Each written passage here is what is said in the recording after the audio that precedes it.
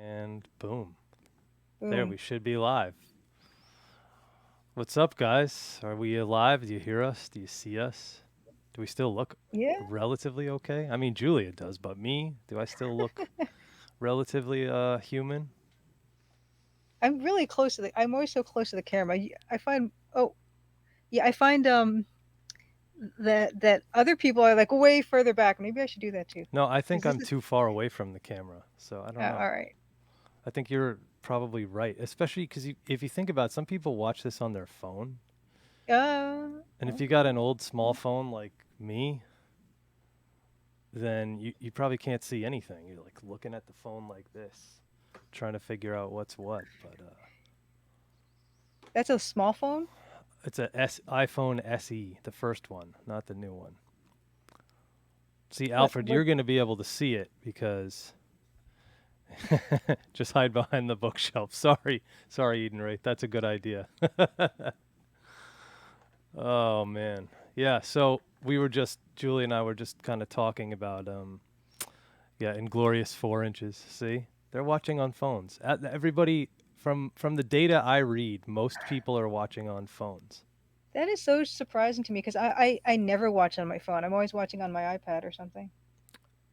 Yeah, but I think most people. I guess it depends on the situation because it's tough with Twitch. You can watch on the phone, but it's kind of tough to chat and watch at the same time. Yeah. Yeah. Yeah. Yeah. Last Yeah. week I was watching you mostly on the phone, and it's like Huh. it's small. So like I have to like scroll something to do the chat and oh, by the way, guys, ignore this. Oops, ignore this link to social that Nightbot says with the YouTube. YouTube should be this. That's the right one. Yeah. See, when I watch Twitch on the phone, a person's head is about 1 centimeter squared in Yeah. size. Yeah, it's tough to see. It's better when just you're on because then you just have the one person and it's easier to see. But if it's me too, I see. but I could still see your art stream last week, so I could still see the building, the intricate Hmm. work you were doing. I guess because you zoomed in and stuff. It was Yeah. pretty cool. I enjoyed last week. I Cool. enjoyed last week as a member of the chat, the stream chat, as opposed to being on the stream itself. You Right. know.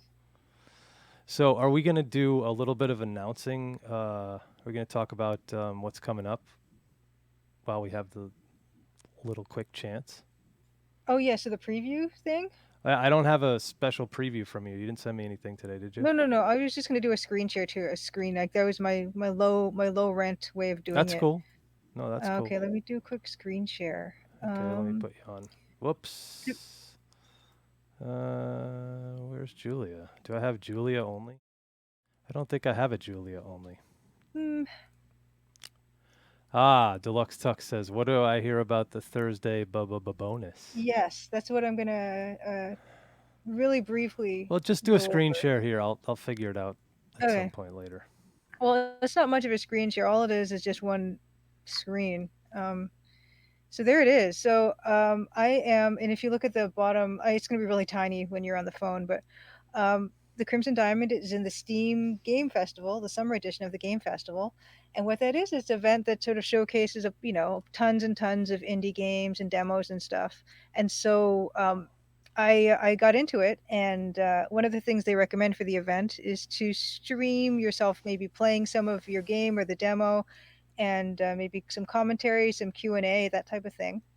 And I kind of realized that yeah, I've done, we've done a bunch of streams. I've done a bunch of art streams, but I've never actually played my own demo on stream ever. So that actually works out really well because it's one of the things I haven't actually covered.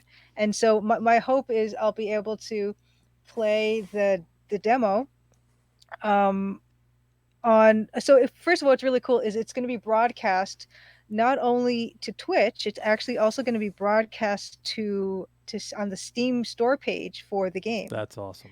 which is really really exciting because so whoever is wishlisting or following the game on the store page will get a notification that says, oh, Crimson Diamond's live with developer commentary, etc. And so that's going to be hopefully a new way to get some people to watch and to learn about the project a bit more. And it will be simultaneously broadcast to Twitch as well. So if you guys are used to watching me on A Maple Mystery, I'll hold on. So is Let it me on link your that. channel It's gonna be or is like it hosted? simultaneously broadcast on my Twitch Okay. and on the Steam Store page itself. Okay. Um, I yeah, don't know I'm how using that Restream works. again. Oh, So okay. yeah, Gotcha. yeah, yeah. So yeah, so it's really cool because yeah, I'm hoping to I'll be able to show people me playing through the intro, just kind of like the way I was playing through the sorry, not the intro, but last week I was playing through the intro sequence of the game, and sort of giving kind of background and some research stuff and some you know background details, developers commentary on the intro sequence. Well, this Thursday at 8 p.m. Eastern, I'll be doing the same thing but playing through the demo, and hopefully in my mind I'll remember some stuff I had thought about when I was working on that part, or some feedback or some insight I got while showing it. And so that'll be the stream, and it's going to be from 8 p.m. Eastern, and it's scheduled from 8 to 10 p.m. But of course we know how we do it often goes late. Yeah, but I wonder when you're just playing the game and you don't have any actual like artwork to make, are you going to be like, is it going to be like a 2 hour stream there or are you going to go till like 3 in the morning? I mean, I don't know. Yeah, well, I mean, I don't plan on going any later than 12, which is what I seem to usually do, but it's a You went till long chunk of 12 last time. week? I think so. Yeah, Holy I've cow. been going for 4 hours. Yeah, that was So past my yeah, so, bedtime. Sorry. no, it's all good. No, so I don't expect anyone to stay up that late for people discovering the game through the Steam Store page. So I'm hoping to get through a decent amount of the actual demo in 2 hours, but we'll see. But yeah, so that's the preview. So yeah, you guys, bonus stream, June 18th. That's Thursday, 8 p.m. Eastern, either on A Maple Mystery Twitch or on the Steam broadcast page, which is what I was kind of testing out today. So if you guys got notifications about test streams, multiple test streams today, my apologies. That's kind of what that was. Yeah, speed running the demo. Eden Wraith says. So here's the question, Julie. Are you still going to put it on turbo mode or are you going to slow it down to real people, regular average Joe mode? I can't play it at regular mode. I can't. It kills me inside. So so she'll be buzzing around. so you know, I kind of wish in a way that there were parts of the game that were really like King's Quest 3, so there was no way you could do that. Like if you did that, Oh you'd boy. be running off a cliff every time you left the house or tried to walk to town. I would Did never you do ever that play to King's people. Quest 3, by the way? Oh yeah, I played it and it was extremely stressful, and I'm trying to figure out Yes. how to turn off screen sharing right now. I'm not too sure, but I good used to be able luck. to know how to do that. Now I don't know how. Yeah, that King's Quest 3 was pretty unforgiving. Oh, this is me and me. I'm talking to Okay, myself. Hi turn Dan, how on you no doing? turn off Oh, I'm screen share. good. Cancel. That's not what I want. Okay, and then I got to turn back on my camera. 'Cause I'm not too I'm sorry. sure. Turn But on camera. Press the button that says turn there on we camera. go. Okay, yeah. So Hi, that's there's me. Julia. That was the preview. Yeah. Awesome. So let's talk a little bit about what the hell we're doing here. For anybody that doesn't know, I know we have Alfred here, who's a new person. So let's talk about what the hell we do here and why we're here. What are we doing? Do you want me to talk about it, or do you want to talk about Oh, I was waiting for you to it? go on. Oh, okay, Cheryl, I can introduce Dan.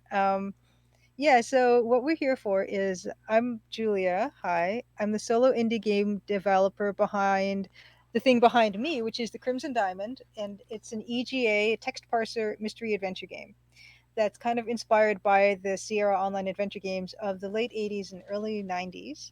And so I've been developing this game for a while, and I've been doing everything except for the music, and that's kind of where Dan comes in. Dan is an incredible musician. He composes, he teaches, he performs, all that stuff. He tours all over the world with Jean Paul, working on keyboards, which is perfect because he has this wonderful keyboard experience to work on his Roland MT32 synth, which is the technology he's using to create the music for the Crimson Diamond. Because at the time, back in the late 80s, early 90s, the Roland MT32 was kind of the gold standard for adventure game music. And so Dan has taken upon himself to buy a genuine Roland MT32, figure out how to make it work, and he can explain that better than I ever could, which he probably will after this intro. And yeah, he's been composing music. If you download the demo on Steam, you can hear 3 of his tracks. And Three when you so launch the far. game, what's that? 3 so far. 3 so I far. think There we're will gonna be stick more. some more music in the demo. Still. Yes. Yes, we're hoping. So yeah, so there's the theme music, which is when you launch the game, the theme music is the first thing you'll hear. About halfway through the demo, there's a dining room scene, and there's a lovely waltz that Dan has Do we composed. have the And links, by the way, to the game? Let me put the links up to the game. yeah, I need to do I that put the some way. Steam link up. Aha, we Thanks. got Anatoly in the chat. Nice. Oh no way, Dust Nostalgic. What's Hey, up, good to see you. DOS Yeah. Nostalgic? Anatoly's just awesome. You should check out his YouTube channel if you haven't, or his Twitter rants. But he's also a local buddy of mine. He lives, I don't know, about 30, 40 minutes away, and he's been over here mess around with ZX Spectrum and other kind of old stuff. But cool dude and good friend of mine and expert, real expert on DOS. And actually, we did a podcast on his podcast, the DOS Nostalgia podcast, on the MT32 specifically. We recorded it sometime earlier this year, and it should be somewhere available. I don't know if I have the link on my on me handy, but Anatoly, if you want to post that link, post it up. Post links to whatever. It looks like Julia just linked your YouTube. His YouTube is really enjoyable and has a lot of music. But I would say, if I had to guess, Anatoly's favorite music is OPL FM kind of music. But I'm sure he loves his MT32 as well. But I would venture a guess that OPL stuff is his favorite. Yes, also on Apple Podcasts. Yeah. Oh, and Chad corrected me. ZX. Yes. Sorry, I'm not Canadian, shockingly. So, oh yeah. So Alfred Jones, he is one of my students on my Monday night production class, and he actually played us some stuff from this video game called The Undertale or Undertale, if you're familiar with that, which is also a solo development, I believe, and it was solo. The guy that did the game also did the music, and the Oh my music God. is as loved, I would say, as the game, maybe even more so than the game. People love that megalomaniac, or I forget exactly the name of it, but it's it's pretty cool, and it's got like, I think the video had tens of millions of hits on YouTube, which was kind of surprising. That's amazing.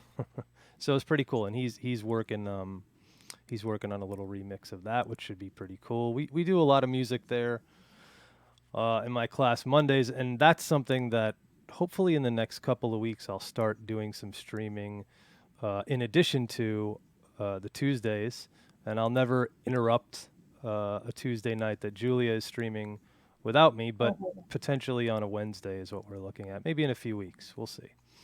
But that's my idea, and that'll be maybe more on the music focus, the production of how a lot of different types of music are made, or how things get put together, and whatever. It's pretty cool.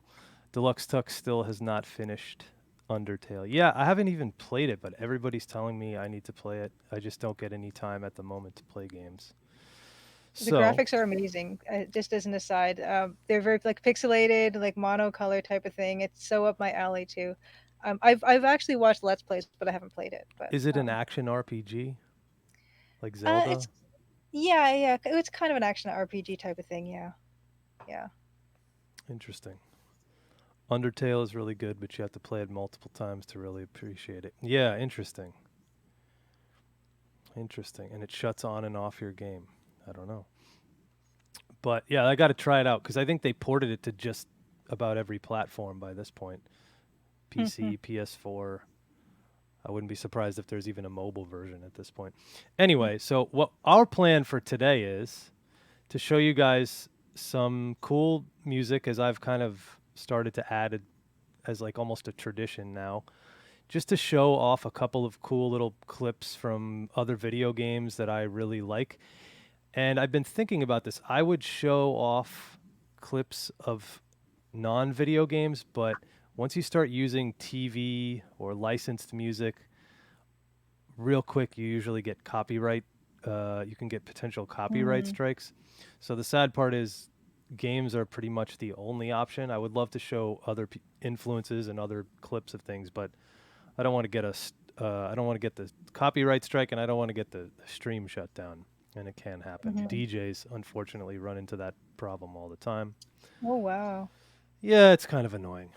I don't know. So let's see if I can do one here. Not now. Let's see. Let's see if we can share this here. So this is a game you guys might be familiar with, and let's check this out.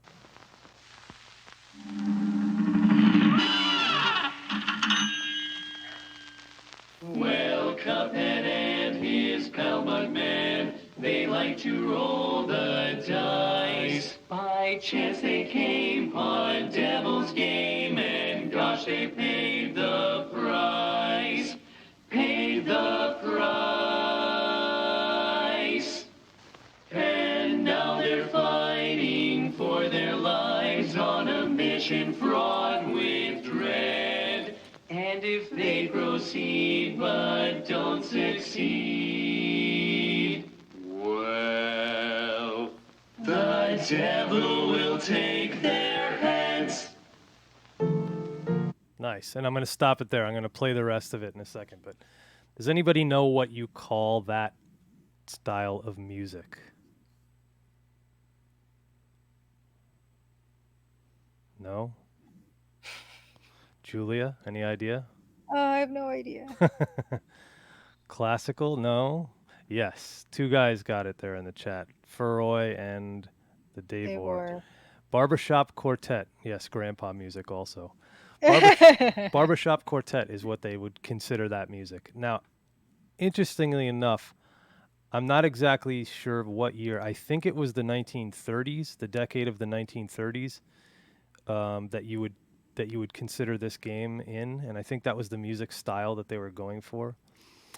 And it's interesting because when I listen to that, I'm hearing a lot of these mix things, which we're going to talk about mix a little bit today. Anna, what's up? How you doing? Her middle son sings in a barbershop quartet. That's awesome. And if you think about it, it's really a precursor to all this a cappella stuff that it's kind of become really popular with what's that group that everybody loves? My wife loves them. They got that Christmas album. It's so annoying to me. It's very auto-tuned. It's not Take Six because they were awesome. No, not Michael Postmodern Bublé. Jukebox. Postmodern Jukebox is more. They're not really a cappella. They're more like jazz, doing popular tunes. No, they're what the hell's their name? I Oh gotta say, man. I nearly bought this on vinyl, this Cuphead soundtrack on vinyl at PAX East this year. I was that close to it. So I actually don't think it would sound that good on vinyl because they Really? already degraded the audio quality purposefully. Interesting. So I to wonder put if it they on considered vinyl, that. I don't think so. I think they just realized, well, they had to have because I can guarantee you they put a lot of money into this soundtrack Mm-hmm. because these are all live musicians. Like Mm-hmm. they're all live musicians. DOS Nostalgic says everything sounds good on vinyl. Uh, what's up, Sean? Yeah, everything doesn't really sound good on vinyl unless it was mastered and made for vinyl. And vinyl's interesting. I've looked into try to making it. To try to making it, that doesn't make sense. To making vinyl, and it's weird because if you put too much bass into the recording, it actually doesn't. It doesn't transfer well to vinyl, and it takes more time away from the available record time on the side of the vinyl. It's really wild. The process is really crazy. Greatest Showman. Yeah, see, now Greatest Showman I could see transferring well to vinyl because that's a huge, huge budget film, huge, huge budget record. So they would transfer that to vinyl um, properly. Yeah, that's right. Julia showed a really cool record player. on a previous stream. Anyway, so that's Barbershop Quartet. Now, this is a pretty cool thing that they're going to do right here. This is still part of the intro, so let's listen to this.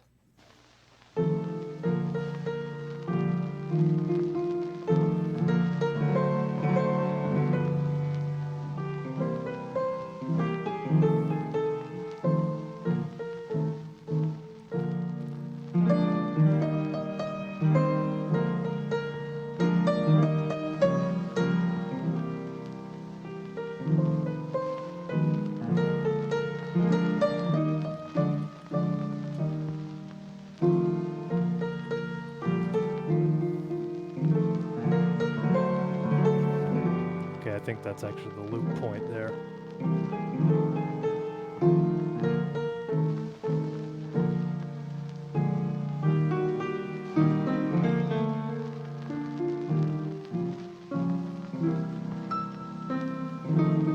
Yep. And somebody said Disney, early Bosco or early Disney Looney Tunes cartoons. Yeah, and I think that was, this style is supposed to kind of reflect a colorized version of Steamboat Willie or something like that, which is like the first Mickey Mouse cartoon, if you remember. Yep, faux film grain and dust. Yep. And so they put that also in the sound of like the record. And to have that already in there, which kind of degrades the sound purposefully, which you can hear in another game that I happen to be working on.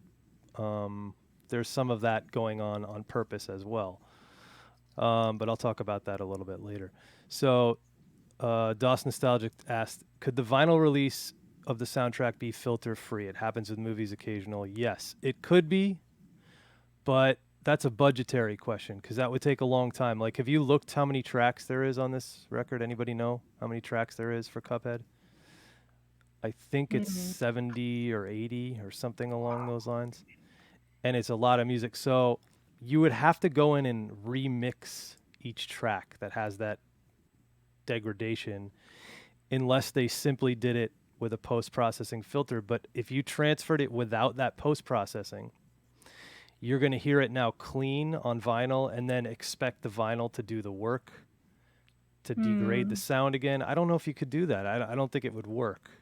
It says 51 tracks. 51? I thought it was more than that. But anyway, 51 is still a lot. Yeah. It's a lot. It would cost a lot of money in studio time, or even with the original composer if he did all the mixing, which would be a lot of work. There's a lot of musicians on this. If you look at the credits, I think it's 20 guys. It was a real big band. They did it in Europe somewhere, I think. And where was the studio that did this game? Were they in Europe? Oh, Toronto, actually. Toronto? It's really actually kind of cool. Yeah, yeah. And did they record it in Toronto, or was it? I thought it was Europe where they recorded. I don't know where they recorded it. I just know the actual game studio is based in Toronto. Okay, that's cool. Yeah.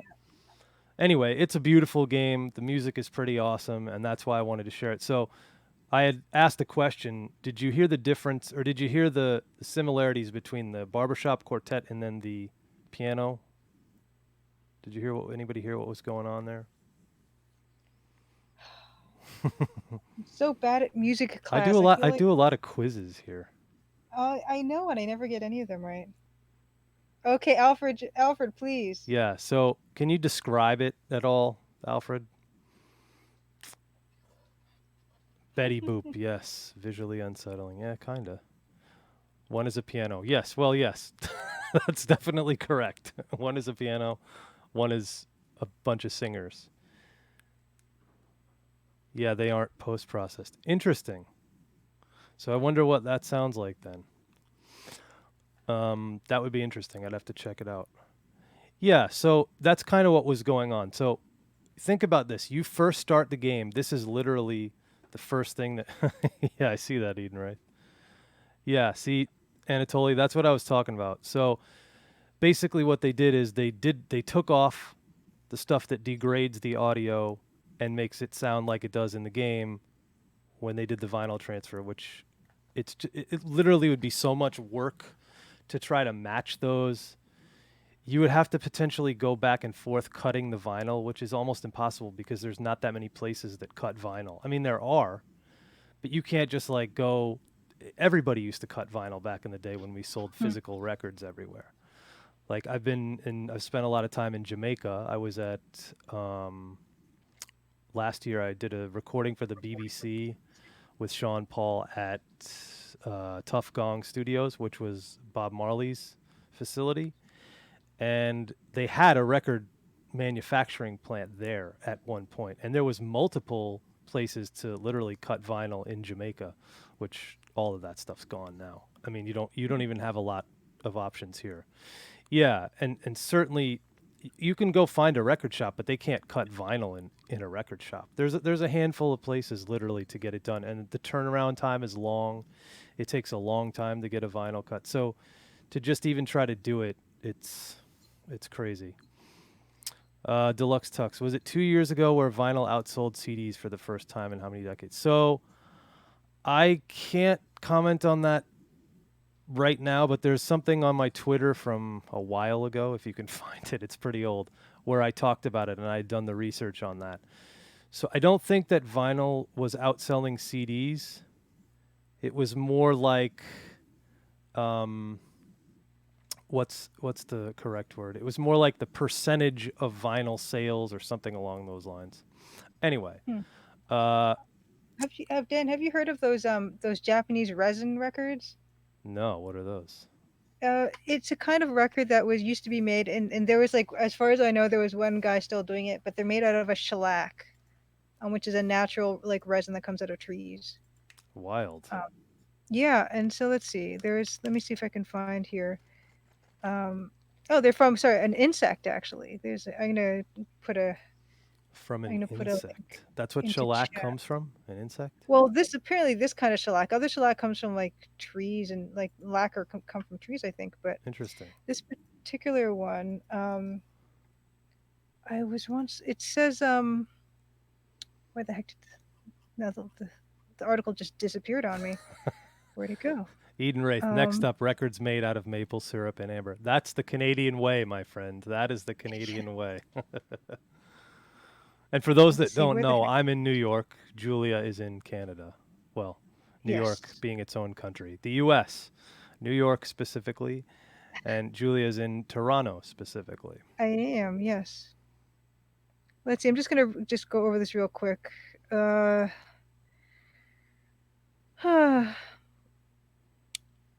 yeah, I don't think they really make them anymore because they came up from bugs. But this Was for it some like reason, crushed up bugs or something like that? I don't know. Weird. Anyway, that's just something to idly wonder about. Weird. Weird. Yeah, so anyway, CDs I can tell you about. CDs peaked, their sales peaked in the year 2000, 2001, and the last, I think 2018 or 19, they were 5% of what they were in 2000 or 2001. Oh, So I had this argument with somebody recently that IP theft literally killed the recording industry. It literally killed it. So when you say, "Oh, why aren't there these great rock bands recording anymore?" Well, the answer is they can't make any money selling their record. They would have to go on tour, and it's very costly to do this. Even still, you can't record great, amazing rock records really in a garage situation without some money. So it's in a way it's kind of sad, you know. It's kind of sad that that's the case, but it is what it is. So that's what we do now.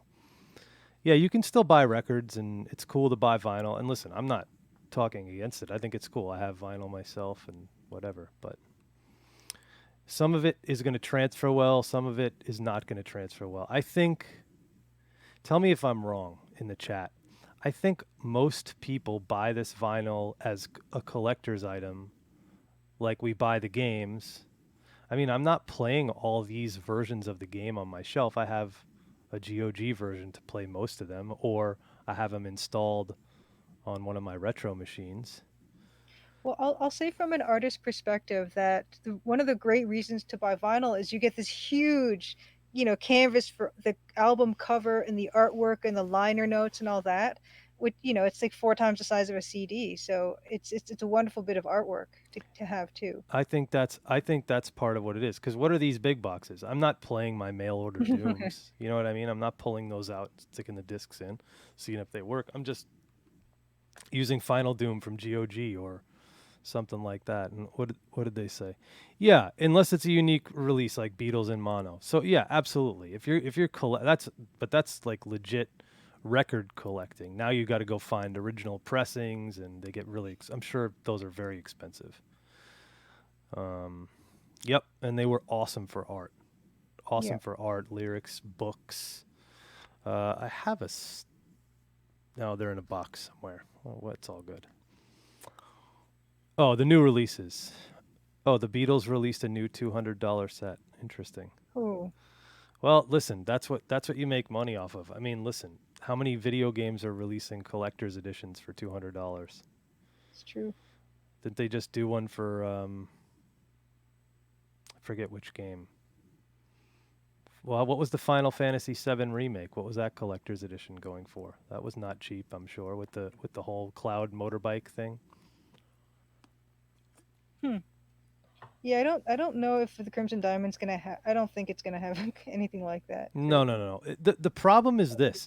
It would be nice if Yeah. if we saw some huge demand for it, but it's extremely expensive. Oh wow! So Sean just Whoa. said $349 for the collector's edition, and Illy Whew. Swank, aka Sean, is a collector of a lot of video games like me, not PC, and toys and stuff like that. So he would know these prices. Diablo 3 was around 100, and that was quite a few years ago. It's gone. I think prices have gone way up since then, generally speaking. Hmm. So anyway, it's cool. I mean, listen, and I think it's pretty cool. Physical goods are very expensive, and in fact, Eden Ray says Lori and Corey Cole pointed that out. Dave Gilbert will not make anything physical. Mm-hmm. Uh, did he say that at dinner when we were at dinner in the PAX East? Potentially, I think he's. I think I've heard him say it more than once. Yeah.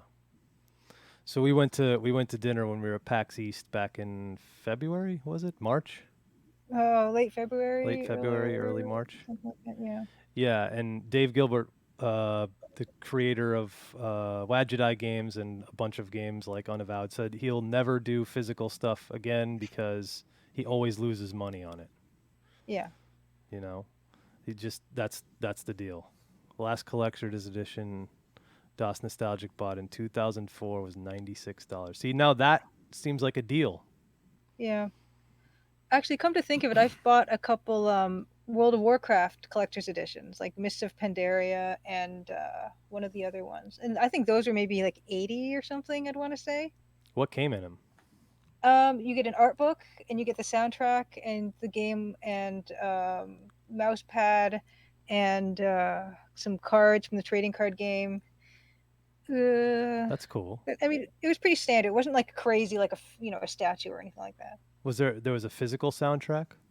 Yes, yeah, but Interesting. it was a CD, like the game. So And let's see. Deluxe Tuck says there's a few physical Blackwells out there floating around. If that's the case, I want one, but I'm sure I would have to pay through the nose, and I'm sure Dave doesn't have any to sell. And Francisco Gonzalez, I always ask him, and he's coming from the Dave Gilbert school of thought on physical goods, and it yeah, makes sense. It makes sense. To produce vinyl is very expensive. If anybody's bought the Space Quest 3 um, reorchestration by Space Quest Historian, he literally, I'm sure he either broke even or lost money. There's no way that he made money on that, and I think he said specifically he wasn't trying to make money.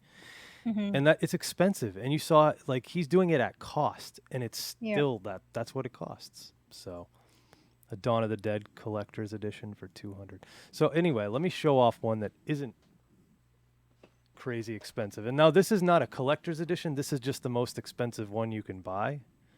This is Planet X3, if anybody knows this, by David Murray, aka the 8-bit guy. So, Sam Tacky is here. All right, let me see if I can do this. Mod And tacky. There we go. Okay, I figured that out. So this is the most expensive version because I paid for, I don't think he charged for the signature, but I asked for a signature, and then this is boxed, and it's not sealed. There's a cassette soundtrack, which is Oh, pretty awesome. I haven't opened any of this stuff. There is a 3.5 floppy. is it on there? Oh yeah, oh yeah. Oh my This is a goodness. legit three One? and a half. Just one disc? One disc, but wait, there's more. There's a 5 Oh 1/4. no. That's amazing. And it gets better. There is a full color printed manual, Oh my which is goodness. fantastic. And That, it gets better. I think this is but like wait, there's a more. hint book, also full color, or the Oh my maps or goodness. something. I actually haven't even played the game, but the reason I wanted this was because my buddy Jim Leonard uh, worked on programming of the game. He helped David with some of the programming, I think, some of the optimizations. I'm not exactly sure all what he Holy did, but he cow. helped with it. So I want to send this. My goal is there's about, I think there's 5 or 6 people that worked on this game, not counting some of the QA or testers. 1, 2, 3, 4, 5, 6. I would love to get all 6 people to sign this, either the box or the cassettes or discs or something. That's my whole goal.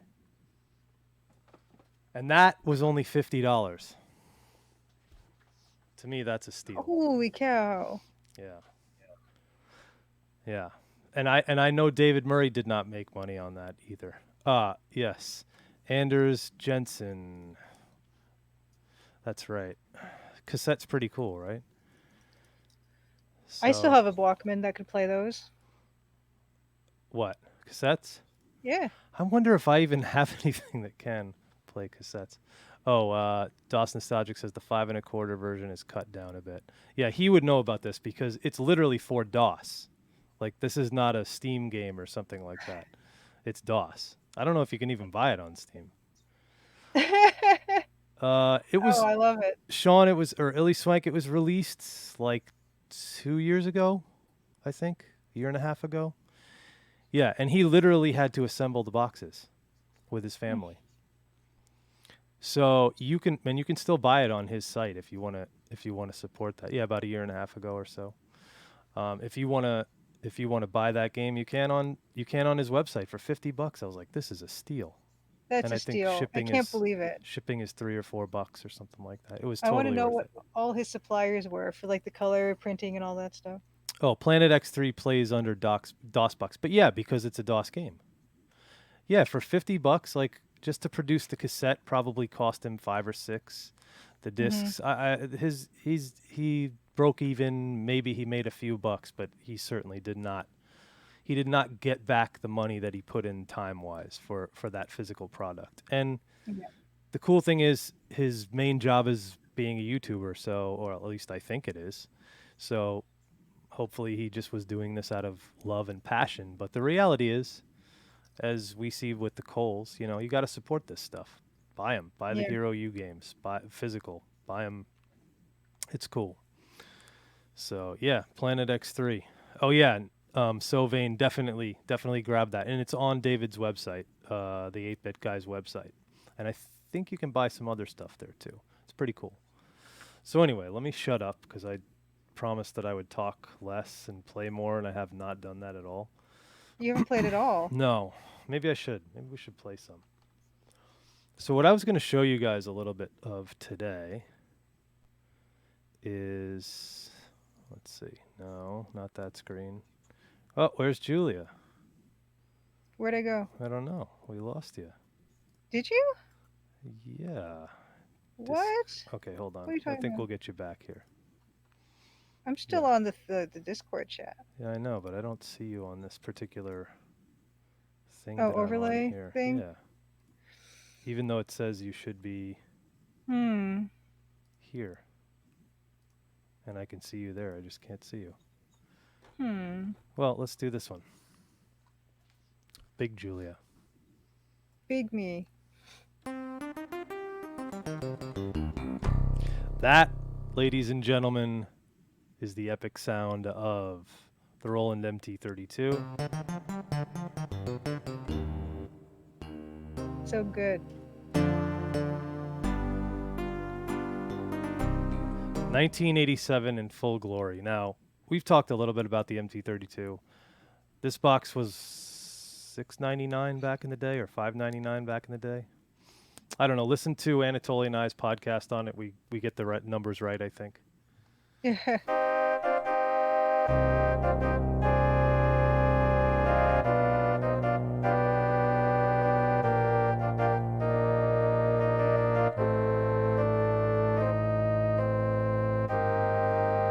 Bill Kuhn says play chopsticks.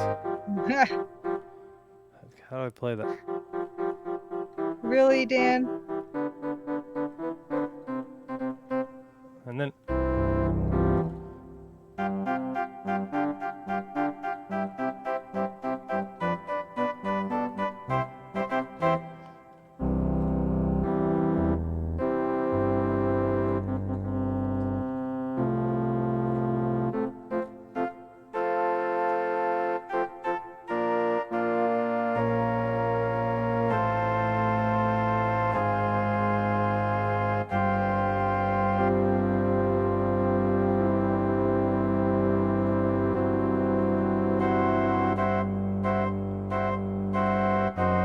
minuet in G.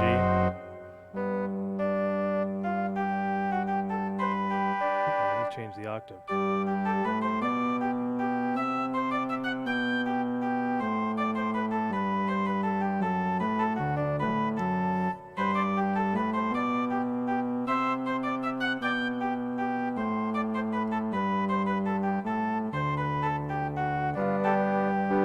I don't remember all this stuff.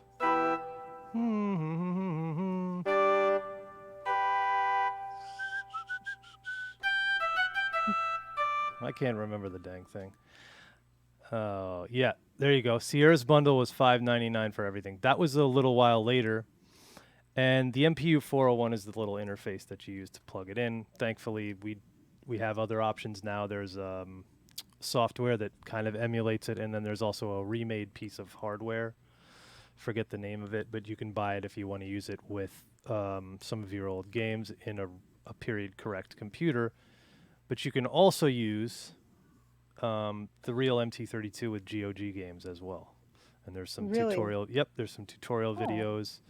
Not only that, you can also use the emulator of using that.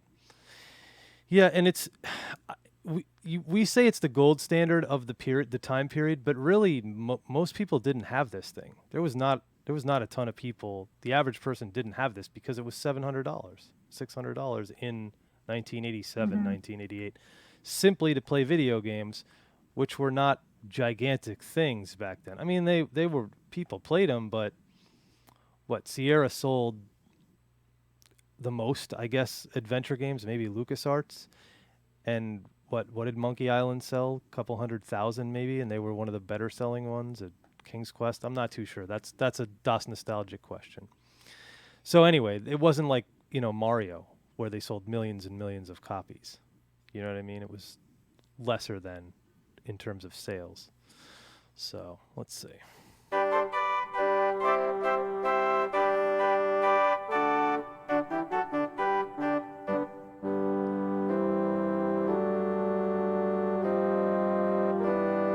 Oh, so the Davor says, how does instrumentation of the Roland work? How are different timbres made?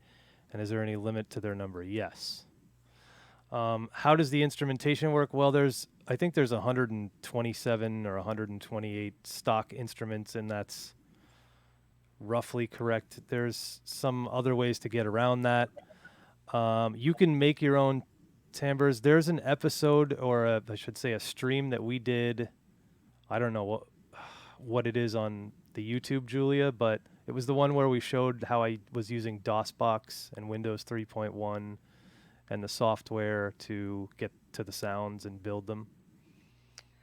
Oh man, It was one of the streams we did, maybe 3 streams ago. But you can look on Julia's YouTube channel, and she'll probably link for it. I will linky. And it'll show you a little bit about how timbres are made, because you can't make them with the box itself. You need librarian software. It's very annoying and complicated, so I'm only going to use that when I do something specific to the game, as opposed to just trying to make patches on it all the time. So, but this right now, what I'm doing is I have a little bit of a template set up. What's up, DJ Mega Hammer? DJ Megahammer is another musician, so he does game music too. Yeah, I think I checked out your website, which was pretty cool. You had a lot of like different demos on there, which was kind of cool. So this is a drum kit. So you can build your own sounds with the MT32, but it's really time consuming as opposed to even other synthesizers of the time, and certainly using software now. So actually I wanted to show off some of that today, because my whole idea for today was to show you guys a little bit about how we're kind of making things modern, right? So we're using old techniques, old synthesizers, and we're sticking to the limitations of for the most part, the limitations of the MT32. We're not when it comes to sound effects, which we generate through them. Those will just be implemented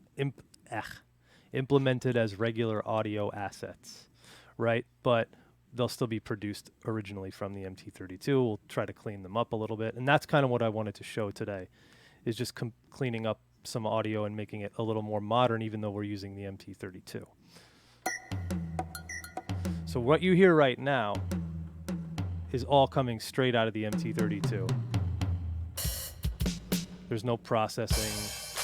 There's just me turning up a volume on my mixer. Yeah, you can do a lot of different stuff here. So let's see.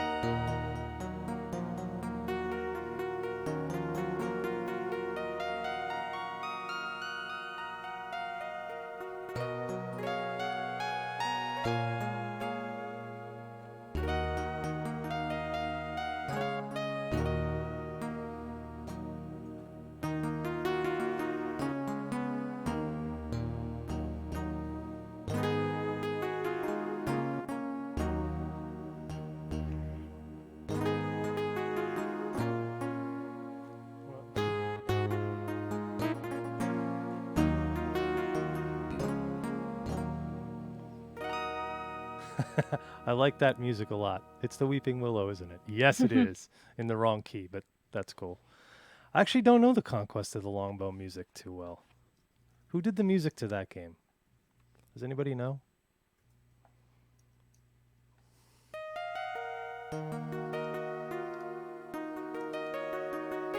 So let's mess with this a little bit, if we can. Here's a cello sound. This is actually the theme. This is not a cello sound. This is harpsichord.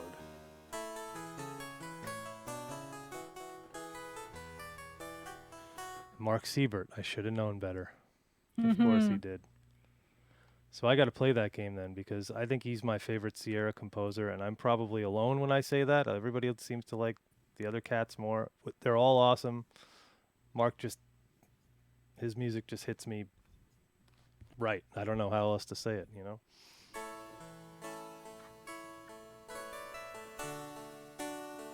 Oh, this sounds like...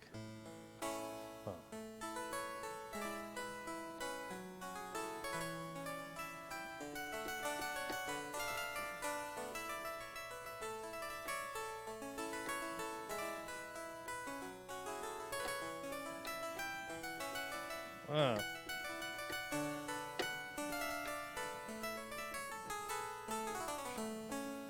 Anybody know that song?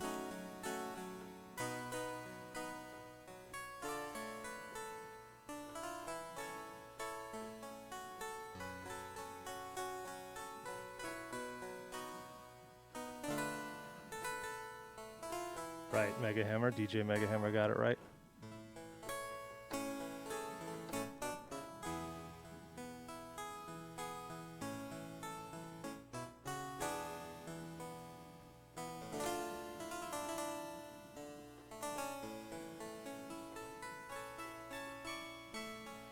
Yes, yes.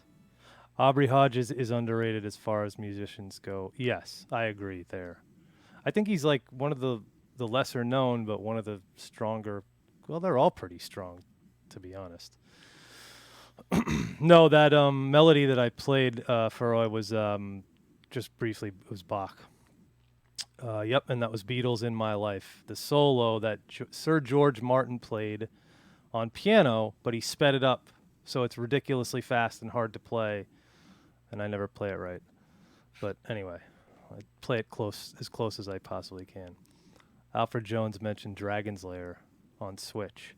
Well, that's a very old game and a very interesting game because the game design was extremely simple. And yes, a famous film director, I guess you could call him that. He's really a famous animator. Don Bluth is the guy's Mm-hmm. name. And they're making a Dragon's Lair TV show on Netflix. Is that right? Or a movie? Something's coming out. Is there a hurdy-gurdy? There is kind of. Yeah, Quest for Glory 4, where there's a top-notch soundtrack too. But anyway, this is the very awkward way that Pro Tools, which is modern software, changes patches. And it doesn't tell me anything. And it's just... I can't even hear this. Let's crank this up. Oh, I know why.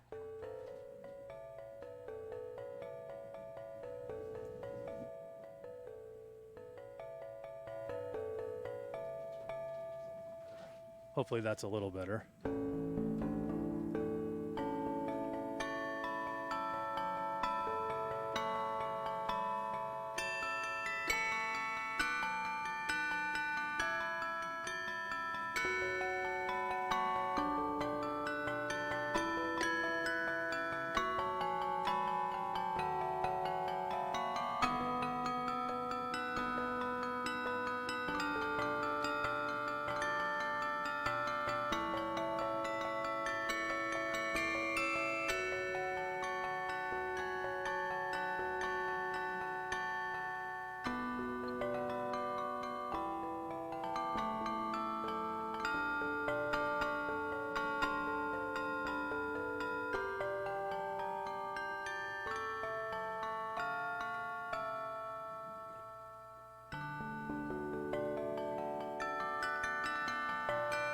So what did I just play? I have no idea. I was just making something up.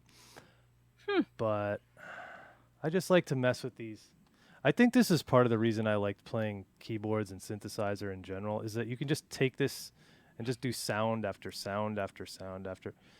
Yeah, the Babies album series. Yes, trust me, I remember it because I still hear this stuff every day in my real life because I have a small baby running around the house all the time.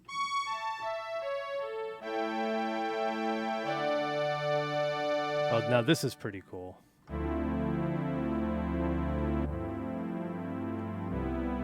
So you could do some like cool polychord stuff that sounds like this, or like real 80s type sounds.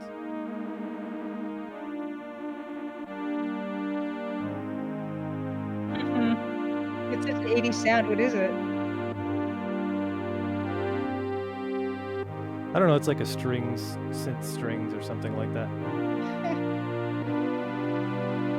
So now that is an interesting thing because that's a challenge with Crimson Diamond, because the Crimson Diamond, for those of you who don't know what's going on, is a game set in 1913, 1914, 1915, thereabouts. And that specifically kind of puts it, and it's in the Canadian wilderness-ish. Or is it fair Canadian wilderness? It's fair to call it that. Northern Ontario? Yeah. Or do you consider Totally fair. Is it considered Northern Ontario? Crimson? Yes. Yeah, okay. Yep. Yeah, it predates Cuphead by about 10 or 15 years-ish. Mm-hmm. So, yeah, it sounds kind of like that, Alfred.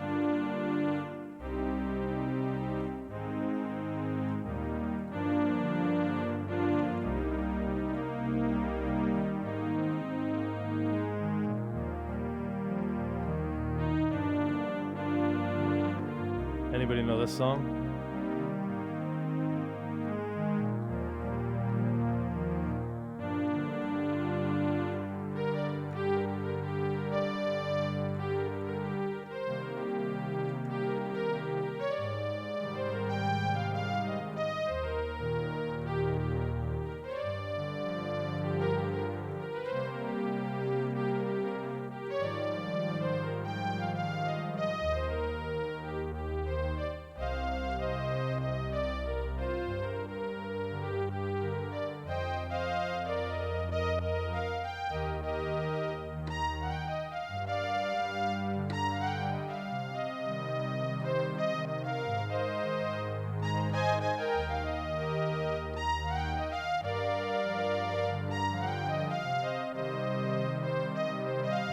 Ha, TJ Storm, what's up, bro?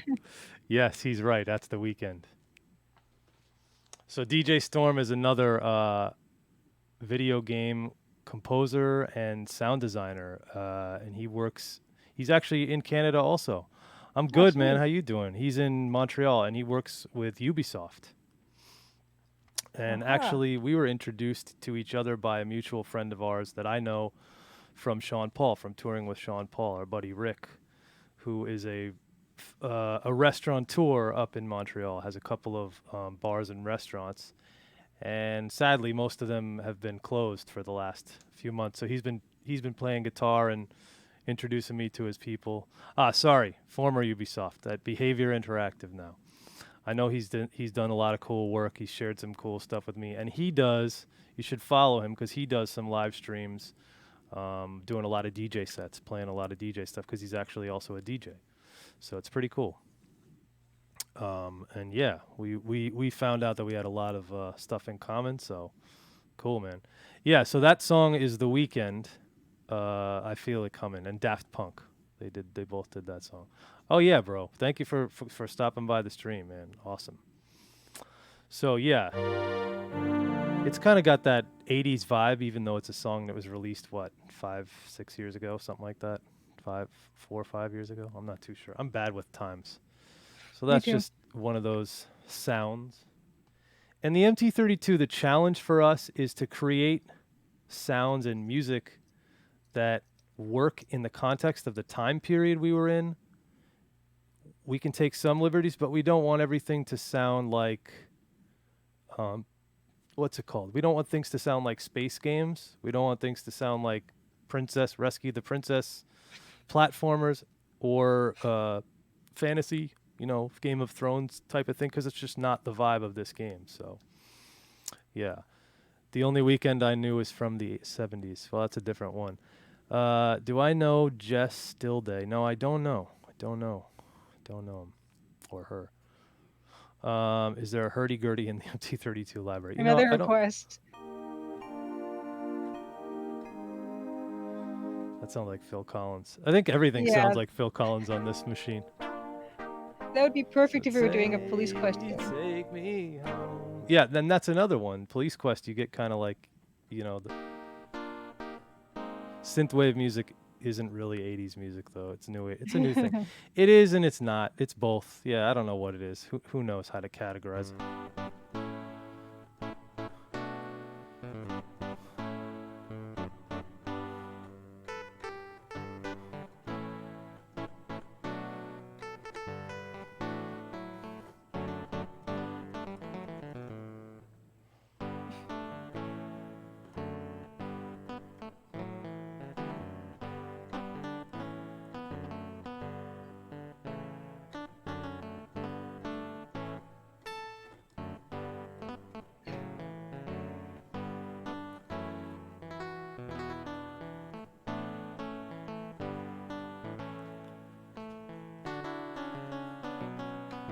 We need a game with this kind of music, I think. I think the world needs that.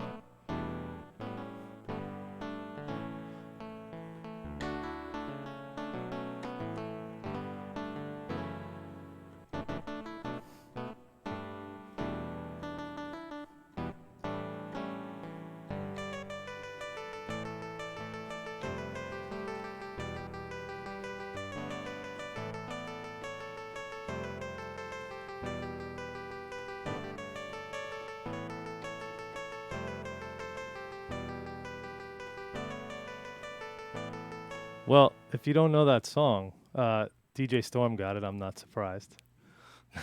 He's a DJ. He's a proper DJ, so he's gonna know all these songs. But everybody else, I don't know. Anybody else recognize that one? That was Michael Jackson. Human Nature. Nobody knows that song.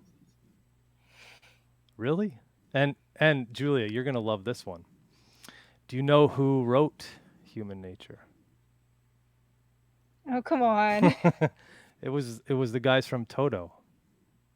Okay.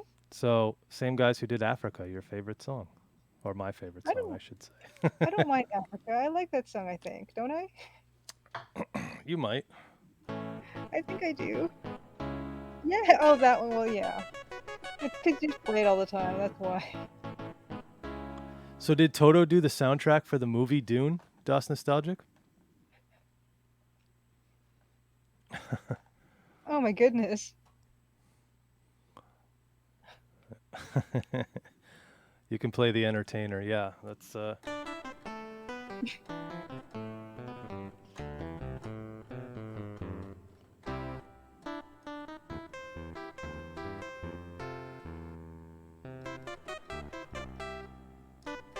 I don't really know the song. Oh, nice. So Toto, if you don't know Toto, you probably do. Um, they were a backing band, really. They started as a backing band. Like so they played on people's albums. And then they decided that they were like better than everybody else at playing music and they were. And so they did their own stuff. Yeah, Tangerine Dream, that's another really awesome synth kind of based music. You know, this is interesting because we talked about this in my class that I do on Mondays. We do kind of similar things that we do here where we play some of these. I don't use game intros very often, but I play some of the other songs. And we talked about Tangerine Dream. We talked about a few other synthwave things, and then I was looking into Stranger Things. Did we talk about Stranger Things a couple of weeks ago? No, I No. don't think so. So, do you know how the composers of Stranger Things got the job to do to score the show? Does anybody know that?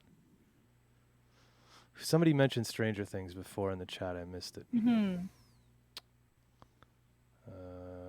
Sting didn't do the soundtrack. Sorry, the chat's burning up. I'm trying to stay abreast. Let's see. What if Stranger Things was adapted into a 1989 style adventure game? Oh Is what yeah, Bill Kuhn was asking. that would be awesome. Yeah. I mean, so what? An EGA Stranger Things? You could do it. I mean, it would make sense to me, like a LucasArts,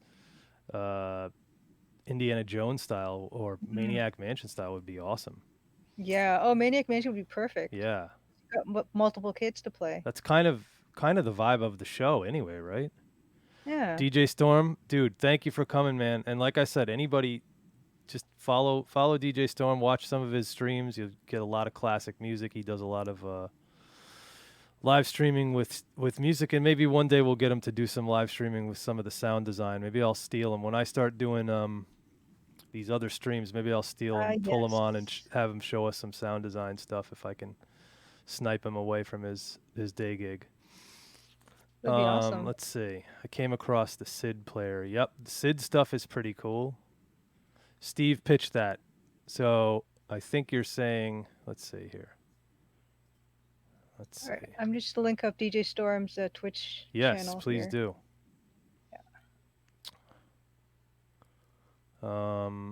Where were we? Yep, ELO too. So anyway, they, as I understand, Delusional AF, what's up?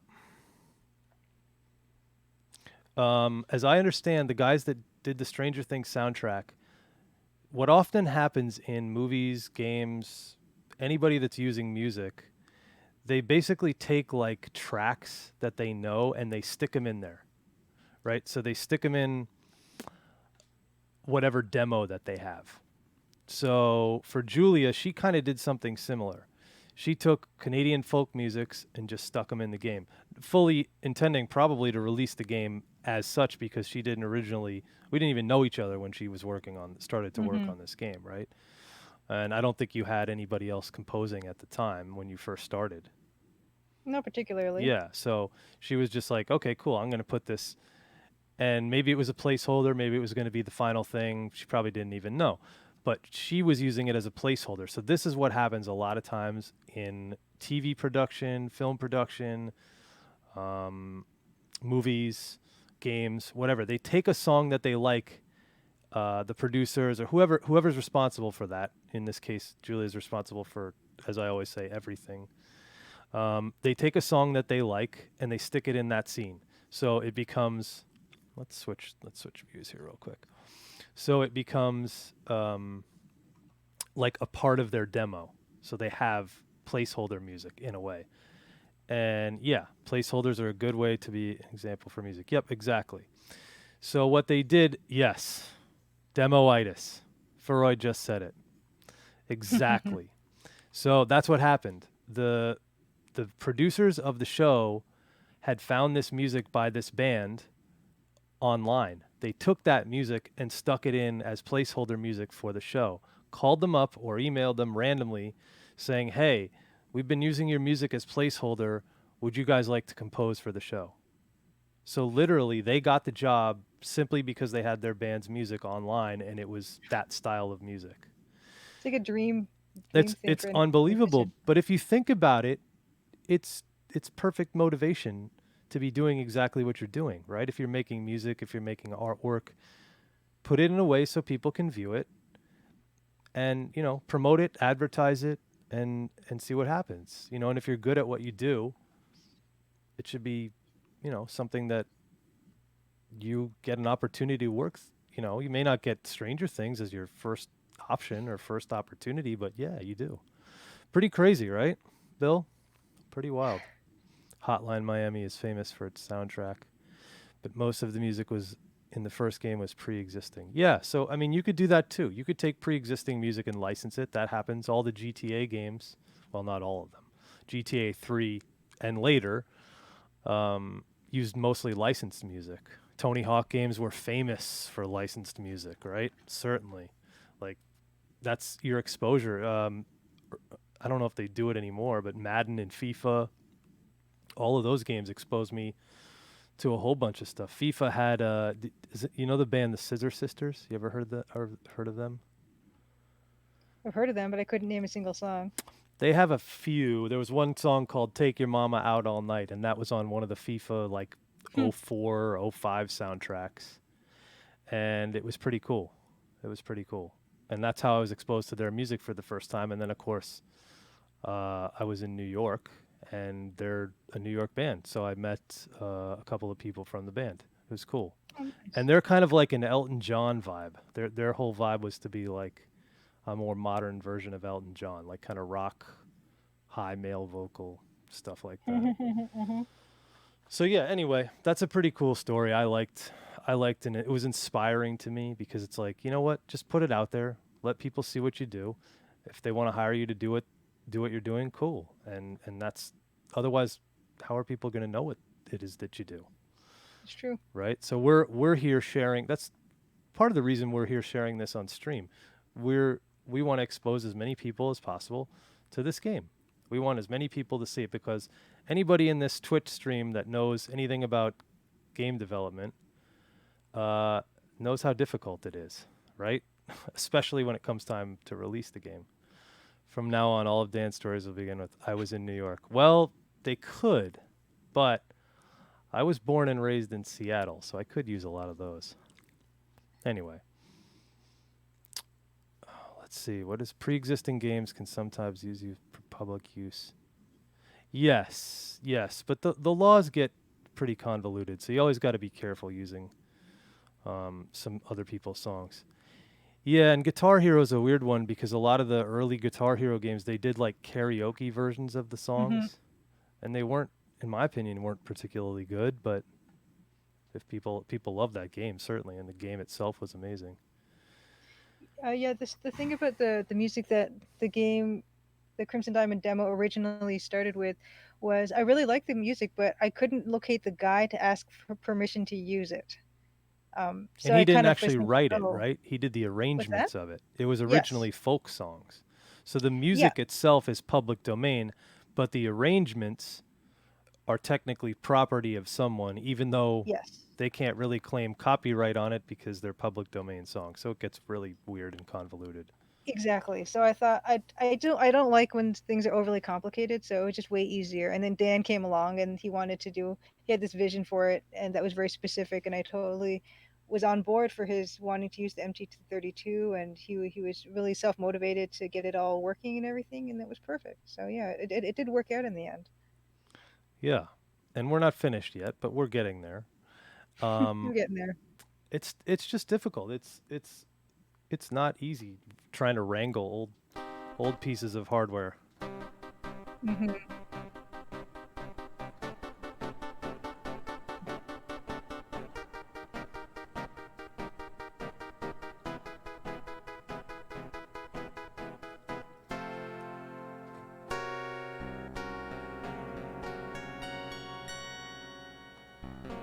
The logical song, no, I don't know that one.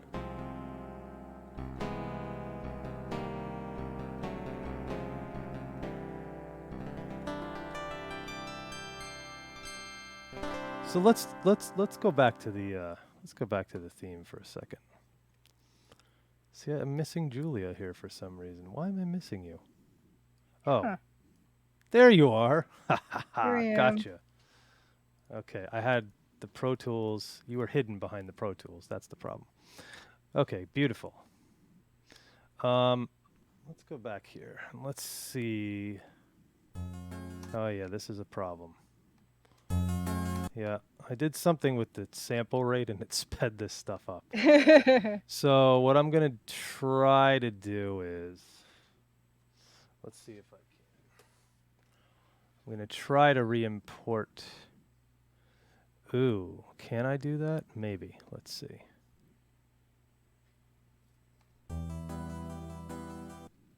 Let's see if it works.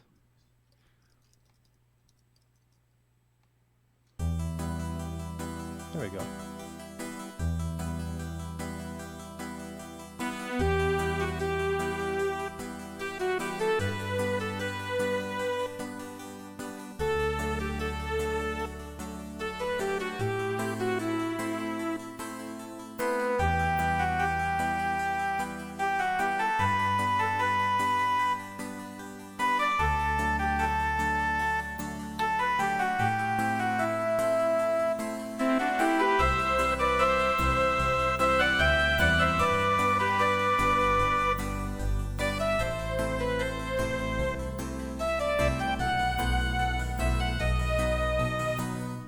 And I think that's the end of the first version or whatever. I don't know. Let me see. Thank you. Thank you, guys. I appreciate that. So what I wanted to show is this may or may not be the final version. I don't even know. It doesn't matter because what we're going to do is some mixing things. So that's let's call it, this is the recorded wave file right here. And let me hide all this other stuff. In fact, let me save a copy of this because I don't want to save over what we're doing.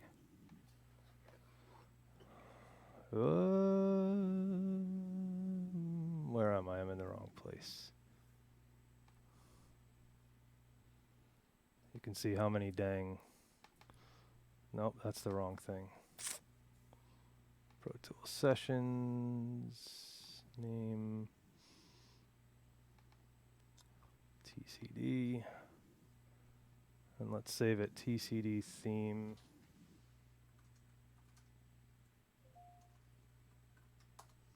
We'll save it as Twitch. And somebody said what's up to me that I didn't recognize. Oh, who was it?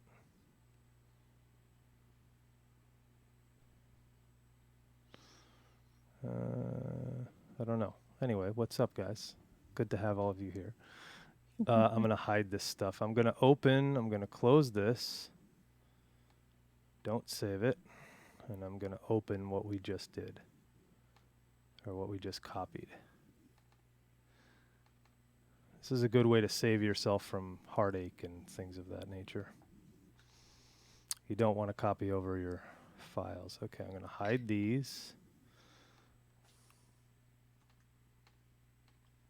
So now we're just working with a 2-track. A 2-track master is what you would normally hear, right?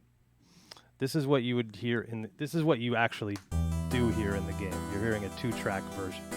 So basically the game is, let's talk about the programming of the game briefly. The game is, can you explain it, Julia, how you stick the song into the intro? Like Oh, sure. simply? Yeah, it's I use Adventure Game Studio, and all it is a very simple play command and then a stop command. And I have some volume sliders that will dictate the volume that it starts at, and then I've got a main menu that you can adjust those volume sliders separate for sound effects and for music. It's really super basic. I haven't. We were discussing doing fancier things and weaving music in and out and doing adaptive music, but right now we're keeping it really simple, and we're just sticking the music where we want to stick it, and if we figure out or decide that we want to do something more complicated, we can give that a shot later. Yeah, I think we might do some little things here and there. And it should be cool because I don't know if there's anybody. First of all, I'm not sure there's anybody doing new music for MT32, number one. Number two, I don't think there's anybody doing games on MT32. That's for sure. So let's look at this now. We have just a 2-track. This is the file that Julia would write play and stop, right? She would say, okay, play this file game. And when the player presses this key at this point, then you're going to stop it and play this next one because we're now, when they hit new game or whatever, or load game. New game is either going to send you to the intro or hit intro. They're going to send you to the intro. It'll basically, whatever you do, it sends you to different pieces of the music if you're not aware of it. And I like what Bill Kuhn said. He said they can't use Michael Jackson even though he'd be public domain in 2364. Well, they can use it. Listen, they can use it, but they got to pay a lot in licensing. Does anybody remember the launch of Windows 95? I know for a fact Anatolia will remember this. DOS Nostalgic. Do you remember what song that they used? I think I mentioned this before on a stream, but do you remember what song they used? They used a very famous song. The Windows 95 launch. What they used for the song? Yes. I think it's actually called Start Me Up. But yep, $7 million they paid to use that song. Was it 7 million? Holy crap. And that's a song by the Rolling Stones. Why can't I play? Oh, because I hit all my tracks. Yep, that was Microsoft money. That's 1995 we're talking about. So yes, you can use whatever you. Yes, 7 million is a big sum. Exactly. That's the thing. It was in the millions, Eden Wraith. I don't remember what it was, but it was in the millions. And I'll tell you why you're programming for Roy and not writing songs, because the vast majority of songs do not pay 7 million. Last I checked, my contract with Julia does not say 7 million on it, but I'll check it again when we're done with the stream and just Yeah, verify that. might as well check it again. I don't know, Julia. We haven't checked in a while. It might say that. You might not be aware. But yeah, the Rolling Stones were like the biggest thing at the time. They had the hottest tour that year. I think I think that was around the Voodoo Lounge era. They also did their own Voodoo Lounge like CD-ROM release. Like that was one of the first. I think it was one of the first albums that had CD-ROM content on it, if I'm not mistaken. Anatolia will know this stuff too. Weezer, yes. I remember that. Weezer did the Buddy Holly video with mixed with Happy Days. Did anybody ever watch that? It was like on the CD-ROM, the Windows. Was that on Plus, Microsoft Plus CD-ROM? I think it was. Anyway. Yeah, so licensing music is possible. Fun stuff folder. Yep, I remember watching that video over and over because at the time it was amazing to see video on your computer. Like nobody was thinking was of streaming. What are you talking about? It had the Fonz in it, and what was at the end? It says, what did he say? Did you try the fish or something? It's not so good, Al. Anyway, if anybody's seen that video, the video is probably the size of the postage stamp. Yep. For fast computers and not fast ones. Yep. Might have come with Beck too. Multimedia. Yes. Multimedia. So anyway, let's go back to here. We have this 2-track, and this is the final version that I sent Julia because we're not implementing MT32 MIDI at this point unless we have another person jump on the project and help out with MIDI MT32 implementation, and it's a lot. It's a lot of work. So here's our song. Right now I have some plugins here. I'm going to get rid of all these. This is doing something. Yeah, I want to get rid of all the plugins, because this is kind of what I want to show you guys about.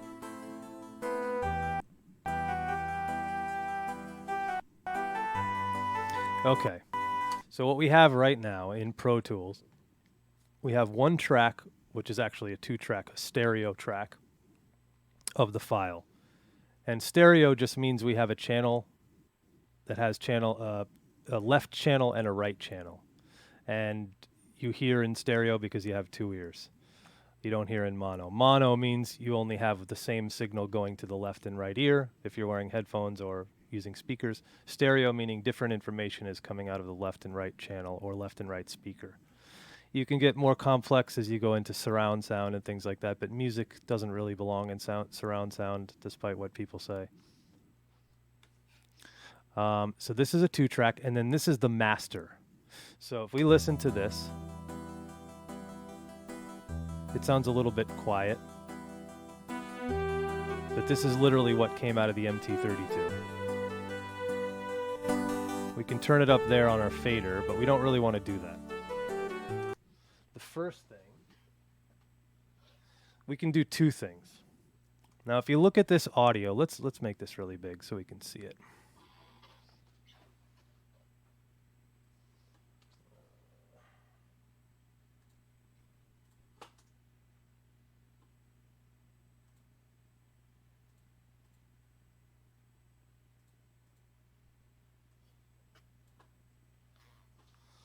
We'll make it big. There, we can see the whole song. Now, if you look at this audio here, this is the waveform that we're looking at, right? The waveform is just a visual representation of the audio waves. And as you can see, the bigger ones represent louder information, and the smaller ones typically represent quieter information. Now, we'll listen here. Versus the beginning, which does actually sound quieter, so you can hear the volume difference, right?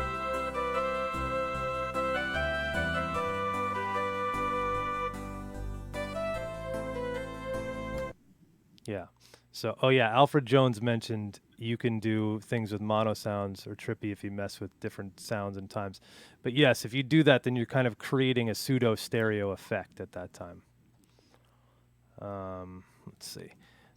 So what you want to do to modernize this is literally MT32 information, but what we want to do to modernize this, we don't want audio information to get lost.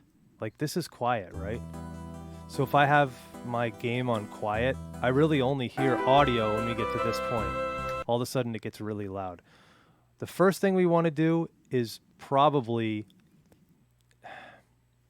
just make this a little bit more even, or maybe even a little bit louder. Let's look at our meters here. Now, normally, my guy Sam Tacky, if he's still here, will tell me not to look at my meters. He'll say, use your ear, because he's actually a world-class engineer, and he's really the guy who teaches me a lot about how to mix and how to engineer and things like that. He is the engineer on tour with me, with Sean Paul. He's engineered for Mariah Carey, Gwen Stefani, Akon, I'm missing a million artists. There's a million more on his list, but he's telling me don't look at the meters. In this case, we're going to look at the meters because it's hard for me to describe what I'm hearing to you too in depth.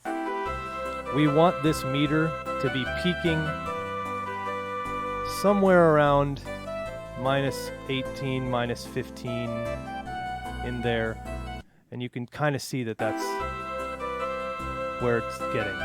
So a lot of people want, yes, so here's an interesting thing. there's something called normalize, a function called normalize that Freud just wrote in the chat.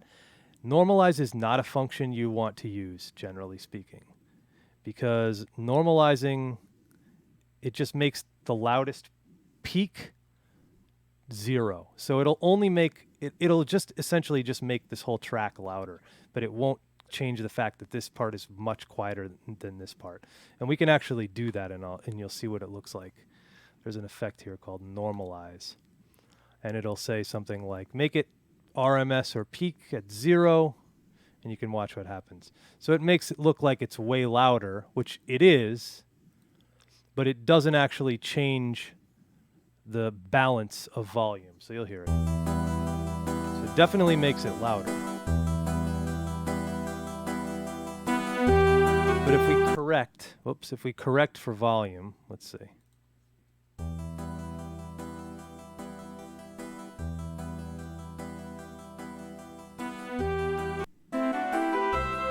Or we can clip gain it in Pro Tools.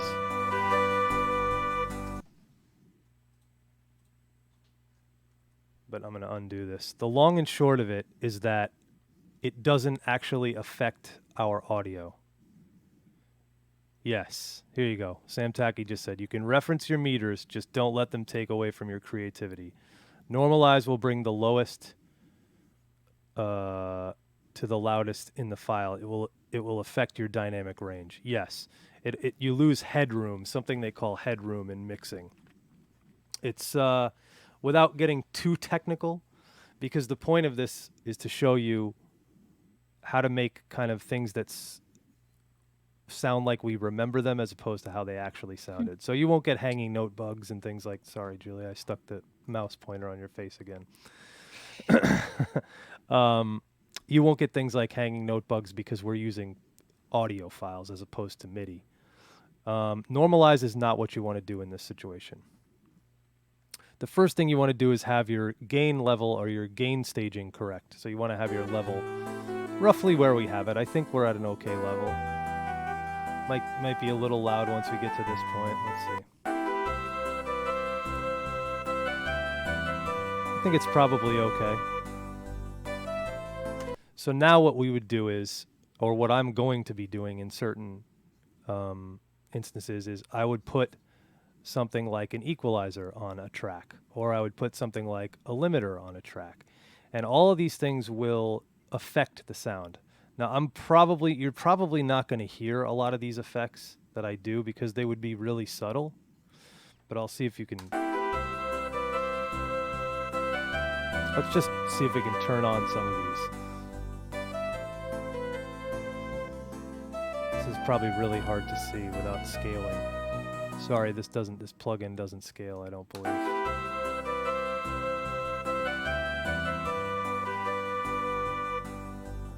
What I'm doing right now is something you'd call a high-pass filter. It basically takes all the low subharmonic information, because I have this frequency set to 40 hertz, which is right around the limit of human hearing. Some people argue they can hear 30, 35. It's more you feel the bass if it's on a system that properly can recreate it, as opposed to hearing it. Most headphones don't create any sound, or speakers don't create sound below 20 hertz. But yeah, that's what I'm doing. So I'm taking this information out. Why? Because in a track like this, first of all, there's almost zero subharmonic information. If this had a lot of 808s and like this was like hip hop, I might still do something like this, but I need a lot of more subharmonic information. This song does not have that. The MT32, we're not going to make stuff like that, right? So, fast Fourier transforms. I don't know what that means. But watch. So as I start to mess with this, I'll just do something so you guys can hear it. You should be able to hear that, right? All of a sudden it sounds really tinny.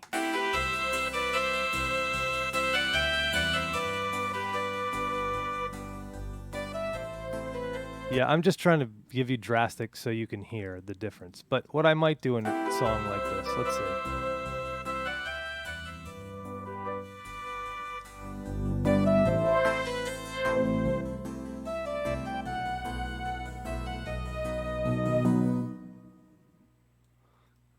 I might do something like what I'm doing right now is kind of sweeping frequencies to here. So I'm going to crank it up drastically. So, whoops. Yeah, so I can hear what frequency I'm affecting, and then I'm going to back it off. Obviously, I don't want to boost that signal too much. And now what I'm going to do is hit bypass, which will bypass this whole thing. You won't hear it now. This is with no effect, no equalization on it at all. Now listen to the difference when I turn this on. Can you hear the difference? I can, it's pretty subtle.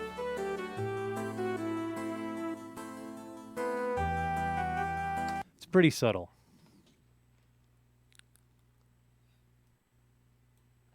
Yeah, Lost Look. We first actually met in person at PAX East, February. And Julia literally found me wandering in the hallway, the, what do they call it? The conference area or whatever the hell, floor. I was just wandering around talking to somebody, and she's like, Dan. I'm like, oh, hey, what's up? She also introduced me to Benj Edwards, who is part of the, what's the name of his podcast that he does? Retronauts. Retronauts, yes. Awesome dude and really funny guy. I actually went to his panel. It was hilarious. Yeah, the wandering musician figures, right? Shock the Toast. Hey, Shock the Toast. Hey. How's the Ninjago build going? I can use Cakewalk. Yep. So Eden Wraith is asking, are these tools native to Pro Tools or using any plugins? So this particular plugin right here is native to Pro Tools. I'm not using anything special. I normally don't use that EQ too often. I like to use this one because it's really simple. So a guy like me can't screw things up too bad. But this is not a stock plugin in Pro Tools. This is a separate piece that you'd have to buy. Like if you're a programmer, you buy plugins for Unity or assets for Unity. It's kind of like that. I guess loops I would consider more like assets. And then these are more like plugins. So like a shader or something like that you would buy, or a light, whatever. I don't know crap about programming, but or adventure. There's an adventure game thing for what's it called? For Unity, right? There's a tool that you can buy. Yes, Adventure Creator or something. Adventure I don't Creator. remember the name, but something like that. Yeah. So this one is not native, but this is a lot simpler of an EQ because I don't have as many choices here. It looks a little nuts, but yeah. So this is something that I would use in more like a live instrument setting. You know, I could open up another. I'll open up another file and show you guys in a little bit. But right now, these are just stock plugins that Pro Tools has. This is not a free software. It's pretty expensive. As a matter of fact, you can get a subscription or you can buy it outright. I think buying it outright's $600 or $700, and the subscription is like $300 a year.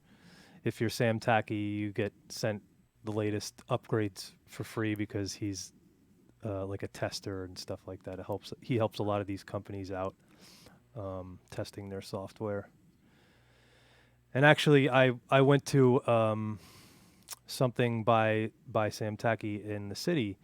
He was doing a panel with, I think, Dave Anderson. That's not the right name. Dave, what's his last name? I forget. But he was doing a panel where he was demoing how he works in workflow using plugins or not using plugins, as the case may be, for a company called Waves. And that guy that was running that particular event used to work for Avid, which makes the software Pro Tools. So what I want to show you now is the next thing that I might do. And the next thing I might do is put either a compressor or a limiter on it, because I don't want to really go crazy. But let's instead of not going crazy, Dave Darlington. Yes, sorry. Dave Darlington, amazing engineer, and I learned a lot from that panel. Let's do something crazy. Let's put a delay on it. Now, normally you would not do something like this. Let's put something just really bizarre.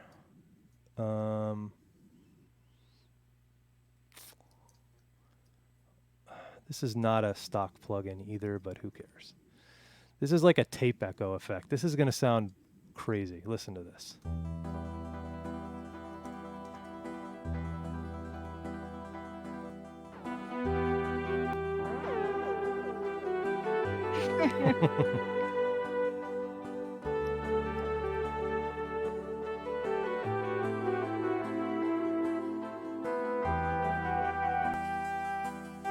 That's without the effect on.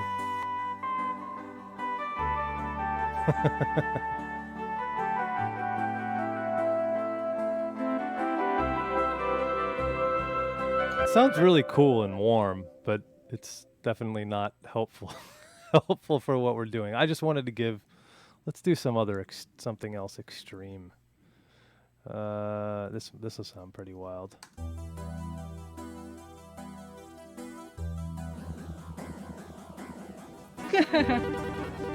Woo!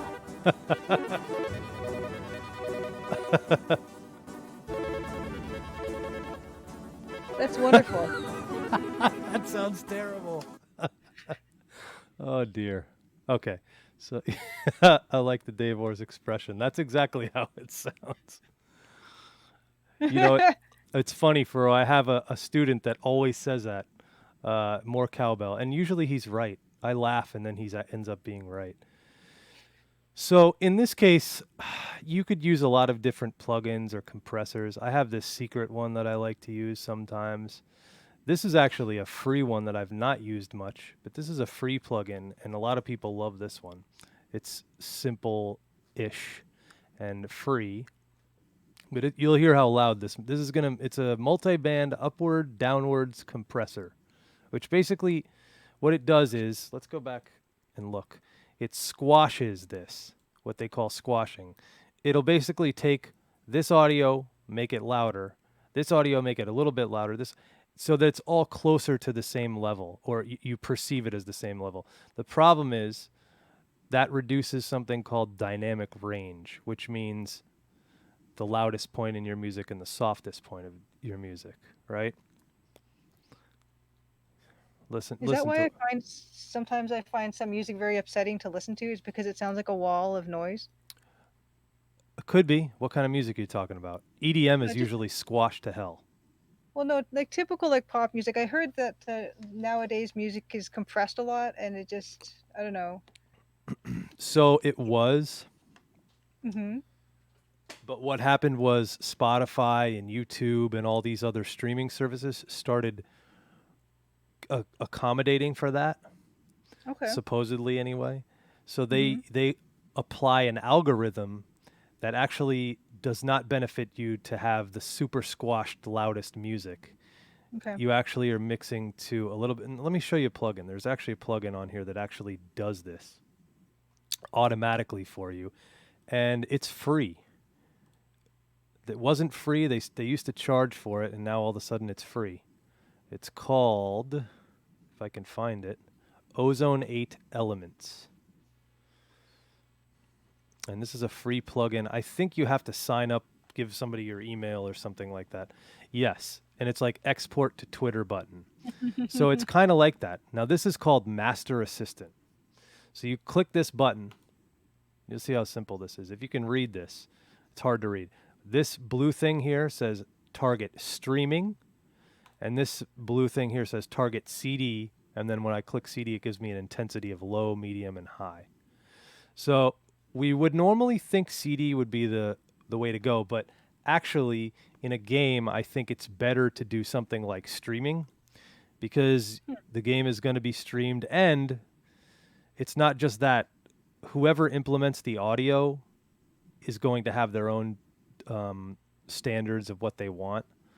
When I send music to Julia, this audio is not her strong suit, so it's my job to do most of that work beforehand, so she doesn't have to do that, so she can just drop the file into where it needs to go and tell it when to start, when to stop, etc. So in this case, I'm going to do streaming, which is probably still even a little loud for our purposes. I might even give it to her quieter. And then it's saying, waiting for me to play audio. And what it wants me to do usually is play the loudest point. It says analyzing audio. setting equalizer to adjust spectral balance, setting maximizer threshold to hit target loudness. Now watch, listen as we play this. So now you hear this with and without. But it didn't simply make it louder, it actually adjusted our equalization quite drastically, as if you can see this. It boosted our subharmonics. It cut here in the kind of mid-range, high mid-range. It, well, I guess this is the upper range, it boosted crazy. I don't know that I agree with all this equalization that it did. This might be a little extreme, but that's what this heard. That's what Ozone heard to do. So now listen to this. And it's showing us where the frequencies exist.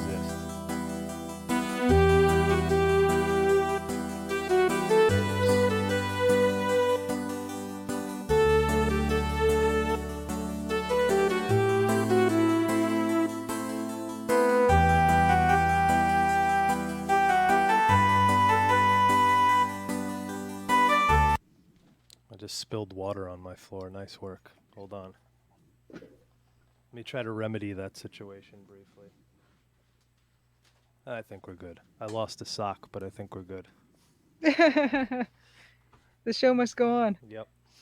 So that's what Ozone does. This is kind of like the simple way of cheating through, but it's also good if you don't really know what you're doing. So you can just kind of use this software, tell it, hey, Master Assistant me, and go to town. It also has this thing called Imager, which is pretty cool. That didn't turn this on, but this actually affects the picture of the stereo width. So if you just check this out, let's see if you can hear this.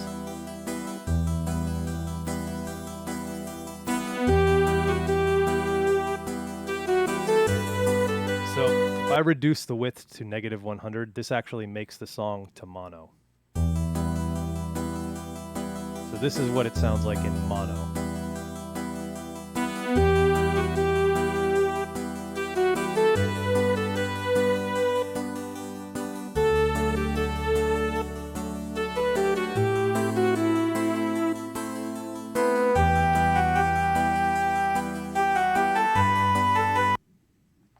Now listen to what it sounds like in stereo.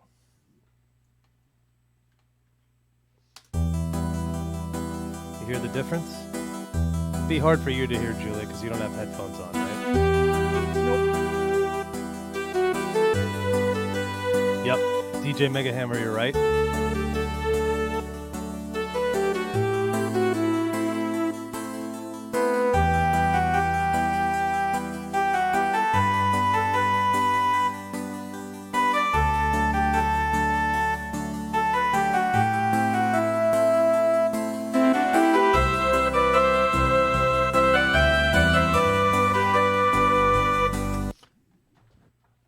Oh no, that's interesting.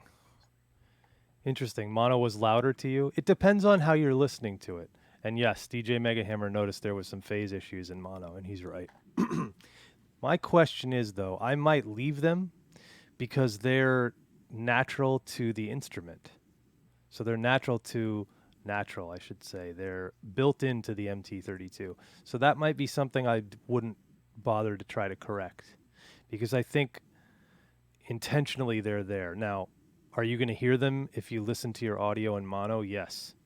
So if you play this game on a laptop, for instance, and especially a really poor laptop that might only have one speaker, you're not going to hear, you might hear those phasing issues. It's doubtful, but you might hear them. Normally with a big mix, if you're doing like music, for example, like not with one sound source, meaning multiple sound sources, you have to correct for this. It happens a lot when you record instruments, especially drums. Drums is the most notorious for phasing issues. So Alfred, are you listening to us on headphones, or are you listening to the speakers on your laptop? That's the question. Because how are you guys listening? Mostly Shock the Toast looks like they're listening headphones.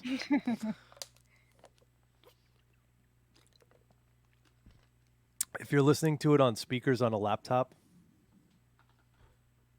I think for certain you're gonna hear it's not going to be the same experience as listening to it on headphones or a nice set of speakers.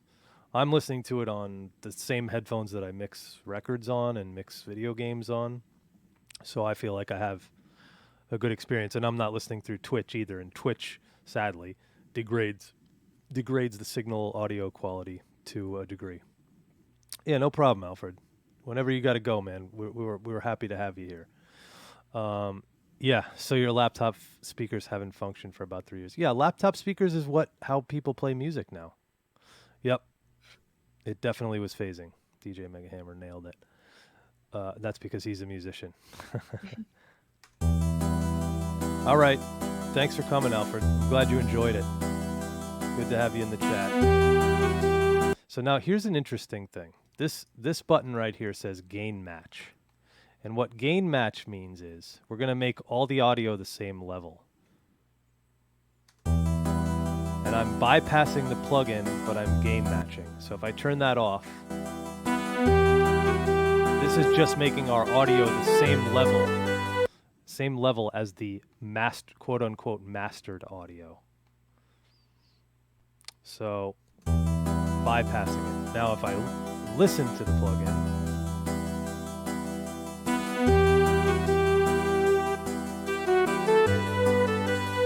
you can kind of hear where it did boost some signal. It boosted some in the high end and some in the low end. If you can hear it, I don't know. Are you supposed to see a maple leaf pattern in that circle? Not necessarily, but it's there. I think if I change it to one of these other ones, you will see a maple leaf. Yeah, there you go. It's more of a maple leaf. Is it that one? No, it's this one.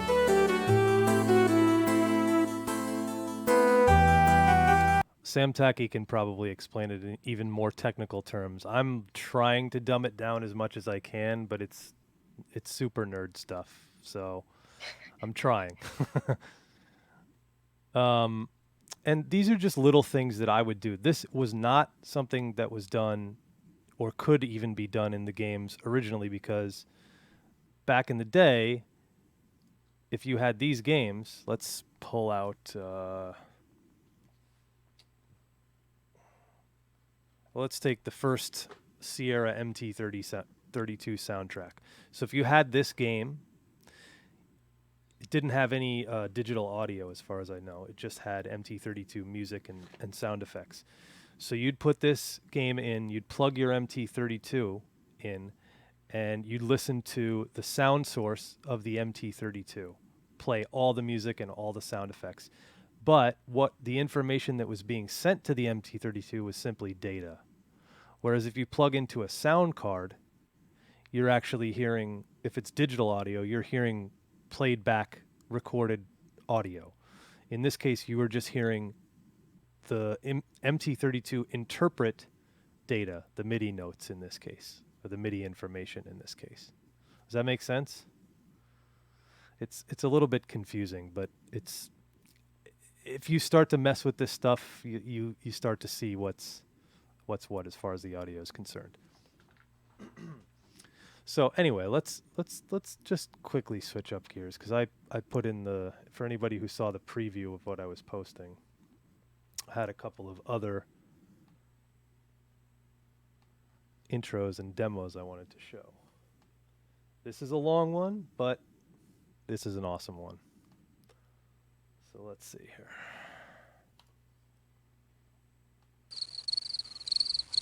Who can name the game?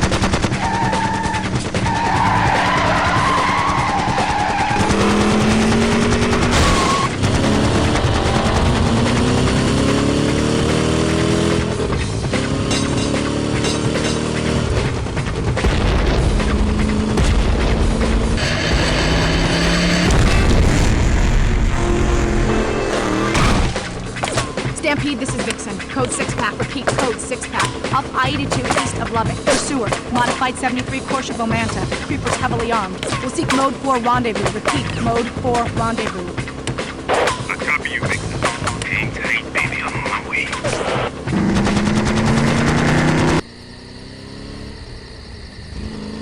Anybody name the game?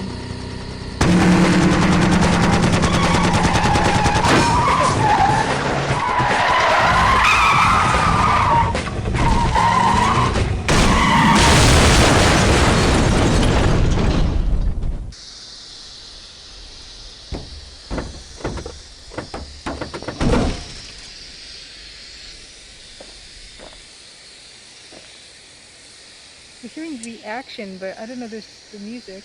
Damn. There was music in the chase scene in the beginning, and then there's a lot more music as Okay, here we go. this comes up. The intro's great. I played the whole damn thing because I loved it.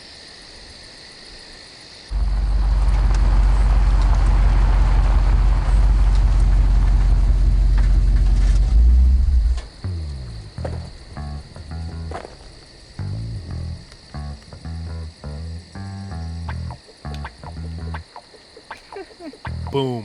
Anatoly, you're right.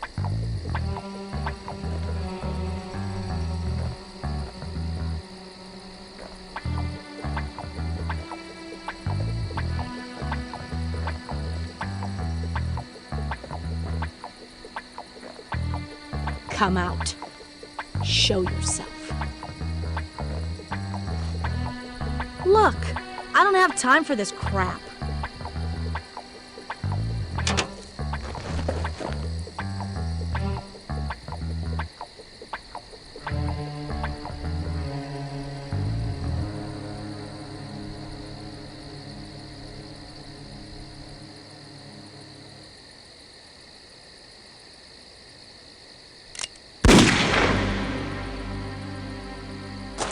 Brutal.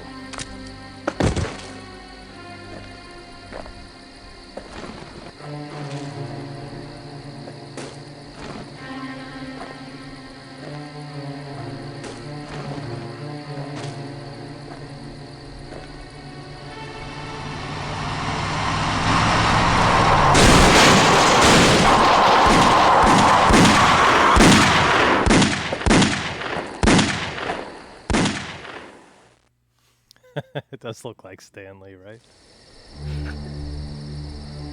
Find my brother. Tell him.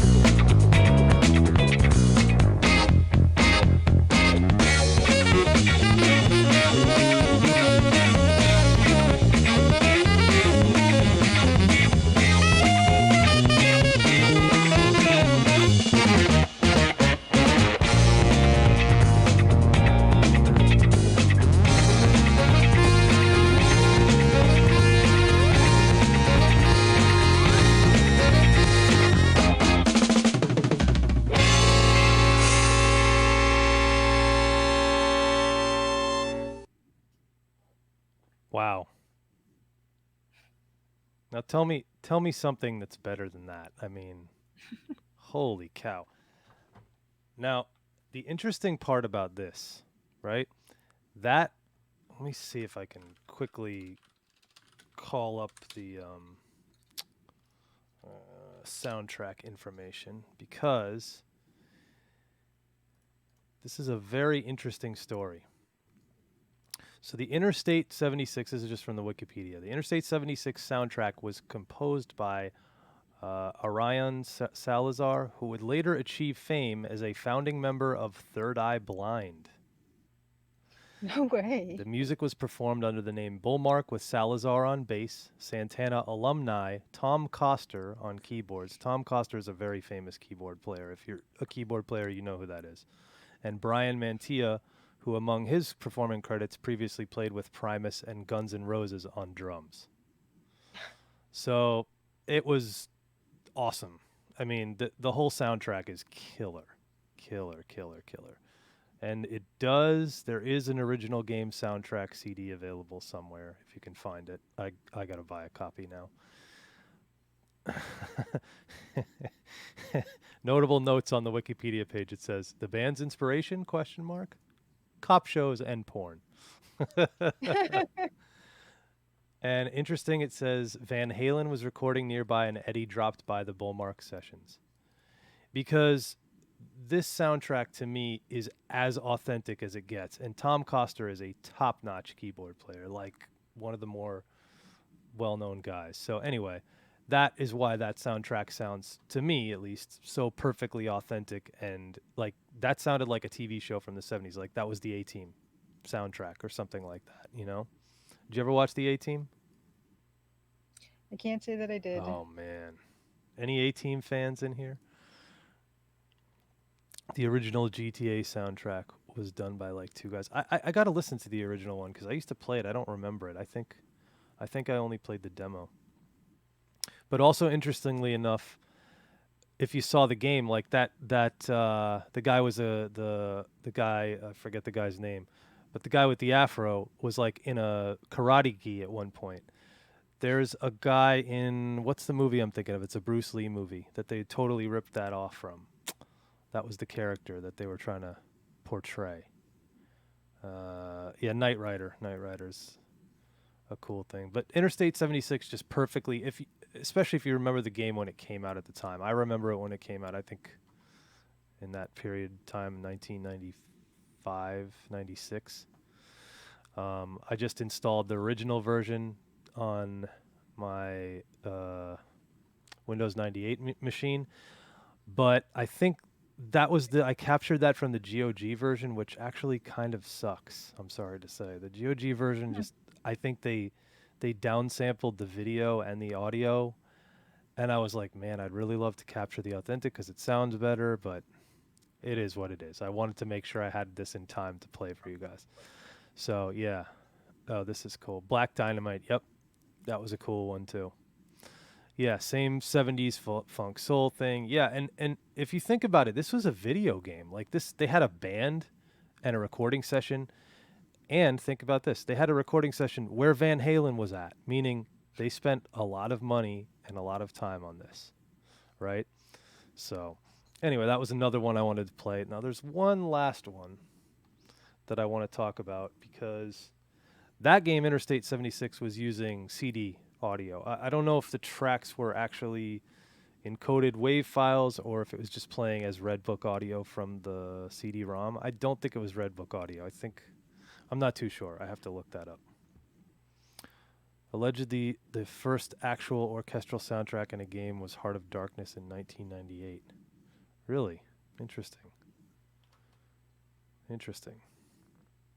And that was a PC, and I know it was on PS1 also. This is the last video here. Let's see. Well, you're going to recognize this as soon as I switch screens, but that's cool.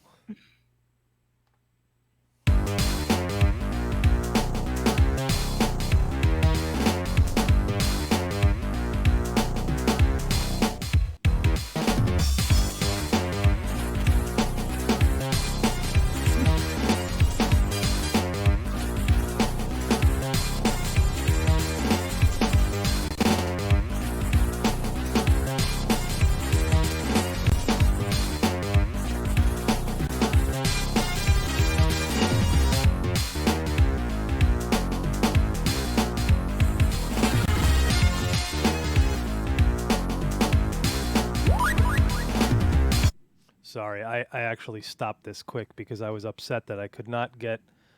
This is also the GOG version, and I could not get it to run without stuttering and skipping, and it was bothering me. Anyway, check this out. Before I talk about this, check out some of the names on this list. Do you guys recognize any of these names? This is, I think, 1994. Could have been the original version, could have been a year or two before, but this was like the CD-ROM version. Does anybody recognize any of these names on this page here? There's a couple that stand out pretty heavily to me, anyway. Julia, you recognize any of these? Well, the name Cliff Blazinski rings a bell. Huge game designer, yep. He also did Betrayal at Krondor, I believe. Hmm. He also did later, if you guys play this, I played the hell out of it on mobile. I believe he did Fairway Solitaire. If you've ever played that, that's a Big Fish game. It's a yep. Furroy says Tim Sweeney. Yep. Do you know who Tim Sweeney is? No. He is the current CEO of Epic, and He's he a always cheerleader here. Unreal. Oh, Cliff did Unreal. Yep. See. Moving on up. Yeah. Well, no, he was actually, I think, the CEO then too, Oh, because and a cheerleader. Wow. they were the Nice. publishers. Epic Mega Games at the time they were known.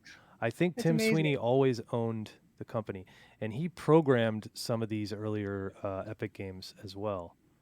Cliffy B didn't do Krondor. Who did Krondor? Did he do one of the sequels? He did Unreal. Well, there you go. So he these guys right here, two names right here. You're responsible for the Unreal Engine, which is literally the engine that's used for almost all AAA games that don't build their own engine. The couple use Unity. And then you have Tim Sweeney, who is literally now the CEO of Epic Games, always was the Epic Games CEO. So it's pretty wild. And I read an article today that Epic Games is looking to sell a big piece of their stake, and the company's valued at $17 billion. Pretty wild. Oof. They're no Amazon, but that's a lot of money. Well, So- it's unusual to find a programmer that works his way up in the company. Well, not to say that he was working his way up, but a programmer who also headed a company like Satoru Iwata, who was a programmer who became like president of Nintendo. There's type a of there's thing. a handful of guys. There's Yeah. John Carmack, John Romero. Those are pretty recognizable Mhm. names. Tim Sweeney is one of them. And then there's a few others there, and then there was some that did the engines and then never or retired from gaming entirely. Why am I blanking on the name? Secret of Mana. Nazir Jabeli. That's like John and Brenda Romero's one of their hero programmers. Carmack is not a CEO of anything anymore. No, he's not, but he was for quite a long time. And actually, John Romero is not a CEO currently at this time either. I think they're both CTOs. I got to look up John's title at Romero Games, but he does consult as well. Is it truly that unusual? I don't know. I mean, I think it is now, and certain game companies, are run by guys who never really had roles in games. So it is from time to time odd. I mean, you have that happen in the music business where you have plenty of executives that don't pick up a guitar or whatever. Programmers aren't interested in leadership roles much. Well, it depends. Because it's a different role. It's a very different role being a CEO. Julia could talk about this because she's actually all things at her game. I like to use the phrase that I make noise and Julia makes games. But literally, she does everything except the music. But she still has to be responsible for the final product of the music. Well, okay. Here's the thing, though. I don't necessarily consider what I do a leadership role because I don't have to lead anybody particularly besides myself. Hello. Hi, I'm here still. You have to lead me. You just do whatever. I have no idea what you're doing. You say a bunch of words that I don't understand, and then you give me some music that's amazing, and then I put it in the thing. So I'm like a magician. I just wave my hand over here, but then this is the one that's really doing something. Pretty much. And the words you say are magical spells. So I don't know. But I feel like that whole management role where you have to kind of direct people and hire, direct, monitor, and feedback, and all this. That whole administrative aspect of management and leadership is not something I find. I don't know, maybe it's just my own feelings about it or just a generalization I'm making, but I feel like those are responsibilities that creatives tend to avoid or not want to get that interested in because it's a headache and it seems really unrewarding. Yes, I agree. I mean, it depends. It depends. Yep, Ken Williams. There you go. Ken Williams was certainly one of the pioneers. Let's put it that way, of certainly the PC game industry and making a company. So I mean, he was probably one of the original large companies. Trip Hawkins would have been another one, right? I'm sure there's a bunch more names you could think of. He said he read every book on he could find on how Bill Gates and Walt Disney ran their companies. Interesting. Well, I know John Romero is a huge fan of Steve Jobs, Hmm. and Wozniak. And I don't think he ever met him in person, but I know that yeah, they were huge fans. But oddly, about let's see, Satoru Iwata was programmer at HAL before eventually becoming Nintendo CEO. Yeah, yeah. I mean, you have some guys. I don't think Kojima was ever really a CEO of a company other than his productions, right? I guess he was though. Still Yeah, thinks kind yeah, of the same thing. I would consider him. Still same Um, thing, right? I do think it's an asset to have that, though, for someone to have that perspective, the production side aspect of it, because it just makes you a better leader. I think when you know what actually is involved in making the thing that you're managing. Yeah, but it's certainly not a role that everybody embraces and can embrace. And it depends on your role. Brenda Romero is an interesting case because she's the CEO at her company now, Romero Games. And so she actually is responsible for everything. And on this game that I'm working on with the Romeros, Empire of Sin, she's also the main designer. It's her game. It's like her baby. Mhm. So not only that, she has to run the company, which they've released. They released Sigil, which was a Doom expansion or a Doom episode for Doom 1. And that was while Empire of Sin was being developed. I didn't know at the time. Yeah, Konami disrespected Kojima. I mean, maybe. We don't really know the details. That's just how it comes out. A lot of times a lot of times we're not really getting all the details. It's like the music business. You hear that. Like, anyway, that's a whole nother subject. But yeah, I've done management, but it's nowhere near as fulfilling as programming for me. Yeah, I think it depends on your personality. I think somebody like John Carmack, at least from what I've listened to his interviews, he really just wants to be able to create and program and think about problems that haven't been thought about and how to get around those or how to optimize or things like that. And then John Romero is an interesting case because he likes to do everything. He likes to my first interview, really, if you want to call it an interview, I hadn't met Brenda in person or John in person. My first quote unquote interview was with John on Skype. Brenda asked me to work on the game. She says, "Yeah, you need to talk to John." Okay, no problem. Talk to him on Skype, like literally talked to him on Skype for an hour, and I had my baby daughter in my arms because I was babysitting at the time. I didn't have a choice. Not probably what you want to do on your first interview with somebody, first meeting, but it is what it is. So he is responsible for a lot of different things. He does like to hire people. They both love to recruit talent, which is amazing. But John loves to work on audio for the games. He loves to do programming for the games. He likes to do I don't think he does artwork, but he likes to have his hand in different things. And that was evident, he licensed the id software engines, right? The Wolfenstein, what they call it, id engine 1, or I don't know if Anatoly's still around, he'll know. He licensed the engine for that's how Heretic was made, that's how Hexen was made, that's how Strife was made. All of these games that used the licensed engine. And then, of course, that idea kind of got taken and ran with the Unreal Engine. And I don't know, I think it was Unreal 2 that the Unreal Engine is based off of. I can't even remember. but it was just so good that they use it to build AAA games, and it's based on C++, and it's a really great engine from what I understand. I'm hardly a programmer. I can't even get, I probably couldn't even do a Hello World in C++, but it is what it is. Yeah, so I don't know. It's just it's not a role that everybody embraces, but I think even in your case, Julie, I think maybe you're underselling yourself a bit. You are responsible for the beta testers. You're responsible for the promotion. You're responsible for, you know, yelling at the musician when he gets out of line and things like that. And you know what I mean? Like that's part of the responsibilities. Yeah.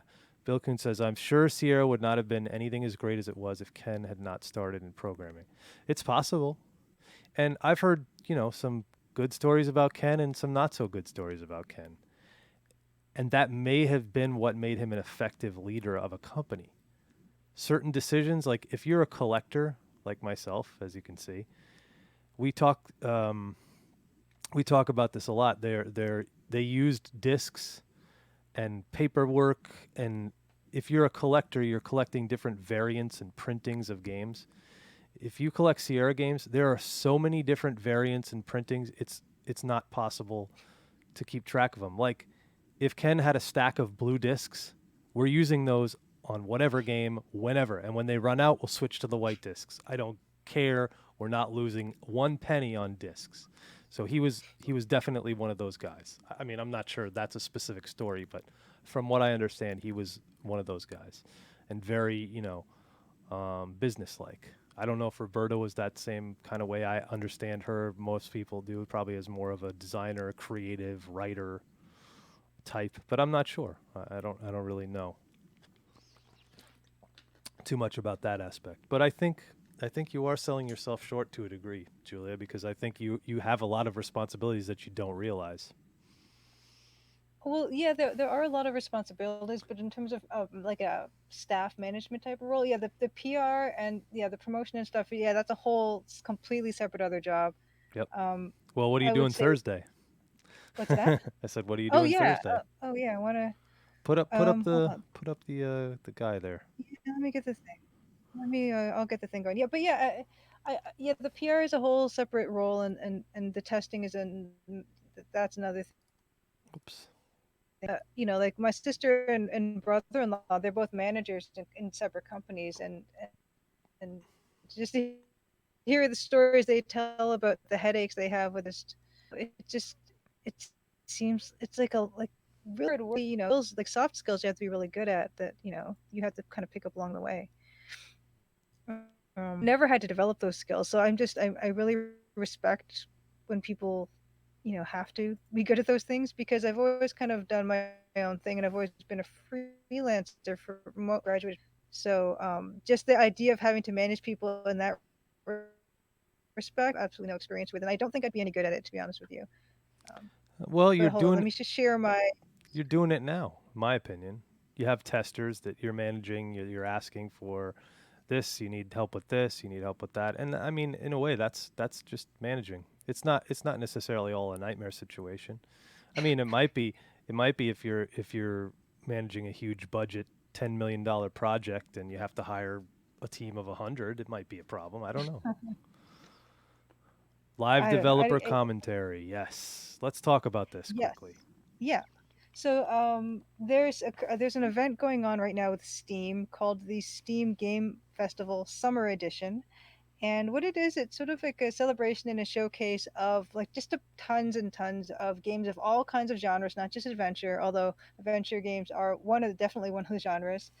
And it's a way for developers to kind of show their demos and then also hold events during the festival to to play through their demos and give people an idea of the gameplay, but also answer questions and all that kind of thing, which is kind of something we've kind of been doing here already, me and Dan.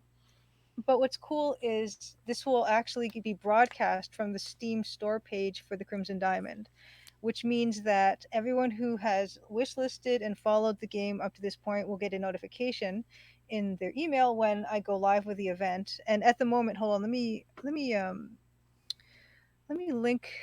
link to the event page for it. Hold on, let me find it real quick.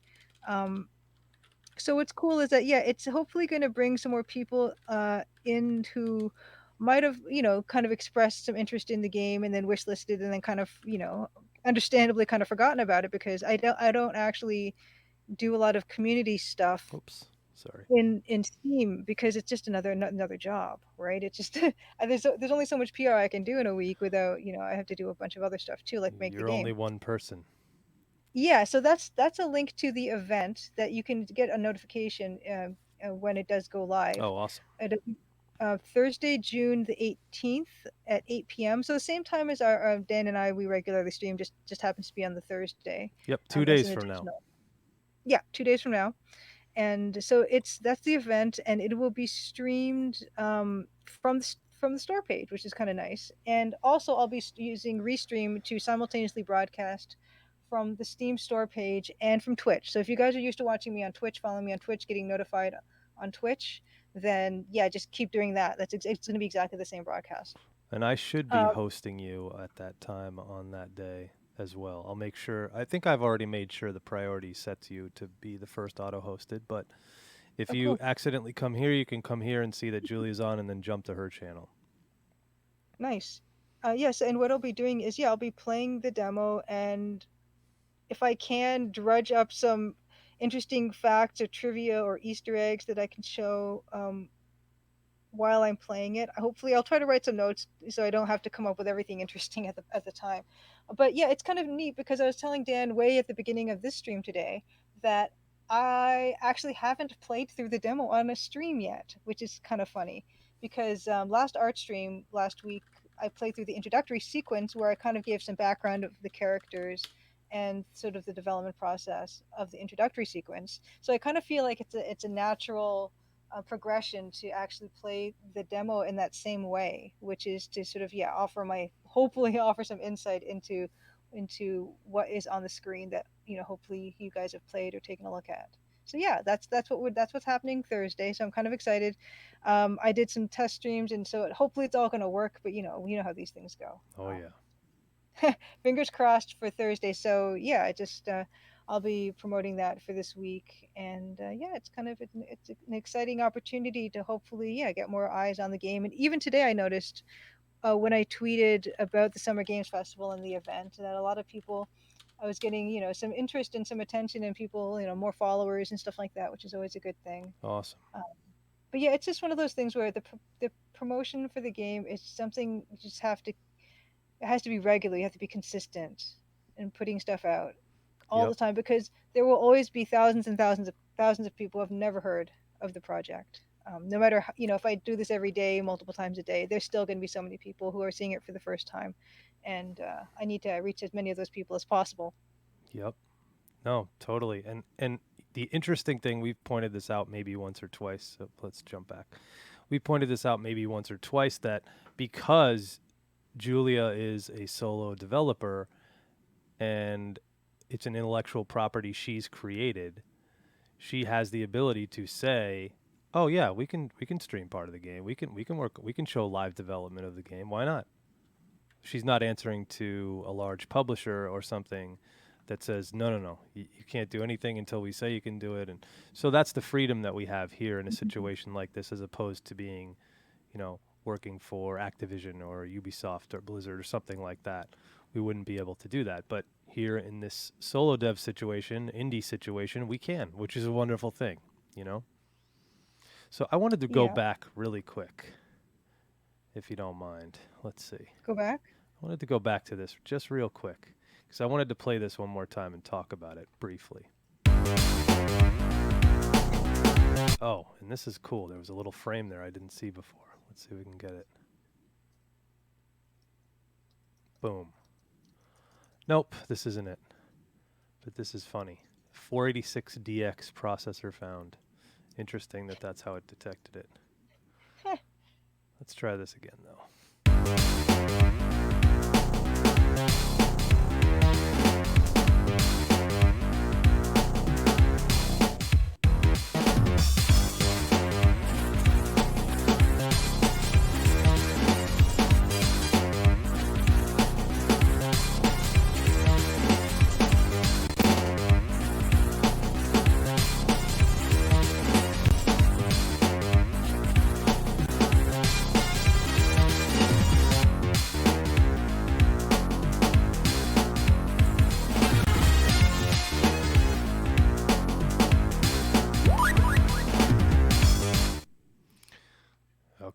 we go.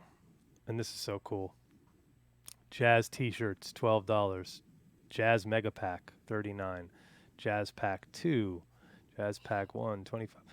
You know what these T-shirts are worth now? You know what these Jazz Jackrabbit boxes are worth now? Oh my God! The Gravis gamepad, sadly, is worth less than $25, but all the rest are worth a lot more. And all orders include the full color manual comic book. It's any of those mail order games, man. They're just stupidly expensive. But anyway, what I wanted to talk about on this is Okay, wait. So how much is a Jazz Jackrabbit T-shirt? Several $100s. Oh my, what? Like 400 or 500? I don't know. Might be more. You don't see them. Only a couple people I know own them. There's a guy named Anna Bras. He's in Holland. He is recognized by the Guinness Book of World Records as the largest PC game collector on the planet, and he has a big Jazz Jackrabbit collection. He does have a T-shirt. So he's one of the few guys I know that has one. Not many people. Oh, speaking of which, Gravis gamepad. This is the Gravis gamepad right here. Is everyone going on eBay finding out how much a Jazz Jackrabbit T-shirt is? You won't be able to find it. They're not for sale. You won't even be able to. I would be surprised if you can find any Jazz Jackrabbit for sale on eBay right now, other than like a shareware disc or something. But this sadly, this item, maybe $5 or $10 if you're lucky. And mine's in good shape, but it uses this. This port is interesting for us musicians. If you can't really see it. But that port is the same port as you would plug your MT32 or other MIDI box into on the back of your computer, because that is usually an MPU 401 emulated plug. Anyway, I'll print you up at a bargain. Let's say $100. Yep. Shock the toast. My grandparents had one of those at their house.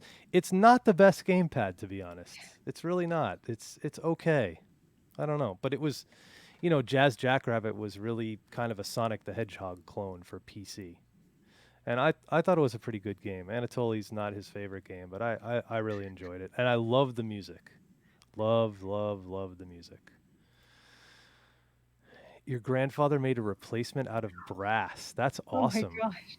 That is amazing. Was he like working a machine shop or something? How would you do that? So anyway, that music that we just played was what they call mod music or tracker music. And basically what that was kind of a bit of technical wizardry.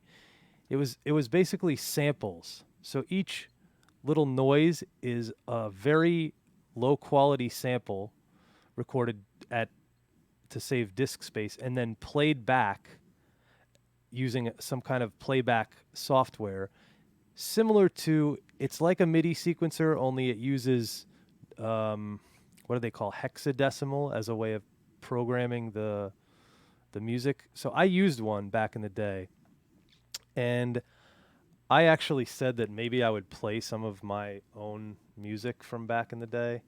Now the question is, I don't know if I'm going to be able to find it on this particular computer or drive. Yeah, programming music in hex. It's not it's not quite as crazy as it sounds, but in some ways it's pretty crazy. Let me see if I can find this quickly.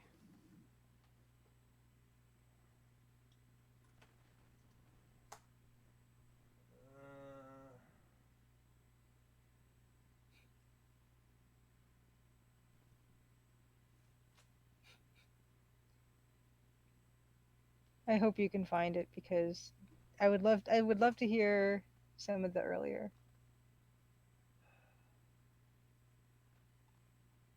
It was really fun to even show people older stuff, like when I was showing some of the older artwork for the Crimson Diamond stuff, because it jogs memories of other stuff you're up to and stuff. Oh man, yeah. So Furroy said like Go Tracker people used to write. So it's similar. Mod music, yep. You would download mod music, and then you'd need either a mod sequencer or a mod player. There's a bunch of them: Scream Tracker, Noise Tracker, Fast Tracker. There's even ones that are still used. There's one called Renoise now.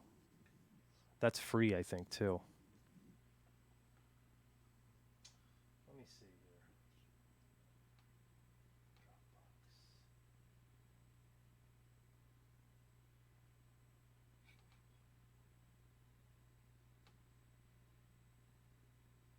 No, I don't think so. Ah.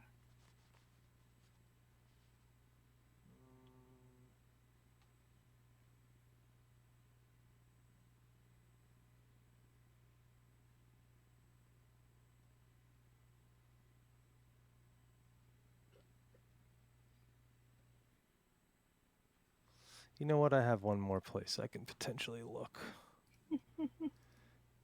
You know, in a sad way for me, I was making a lot of music in high school, and I don't know, I don't really want to bring this whole thing down, but a bunch of my friends that were working with me at the time have passed away, and they're way too young to have to be gone, to be honest. But that's what some of the music reminds me of, and it's not necessarily it's not a sad memory, it's a happy memory, you know. Let's see. Let's see. Um, wow. Here we go. Let's see.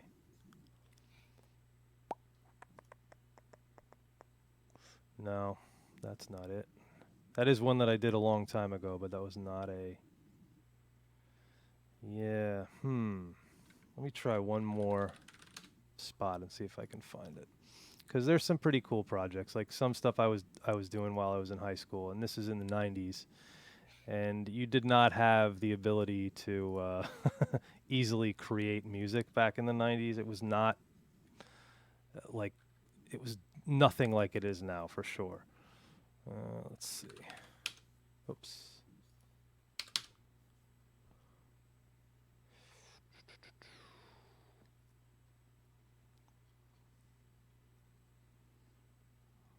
Hmm. I don't think so. Sorry to say.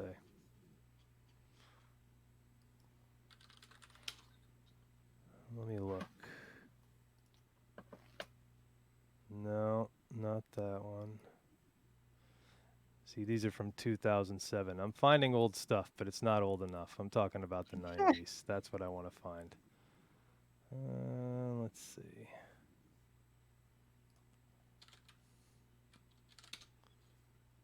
No.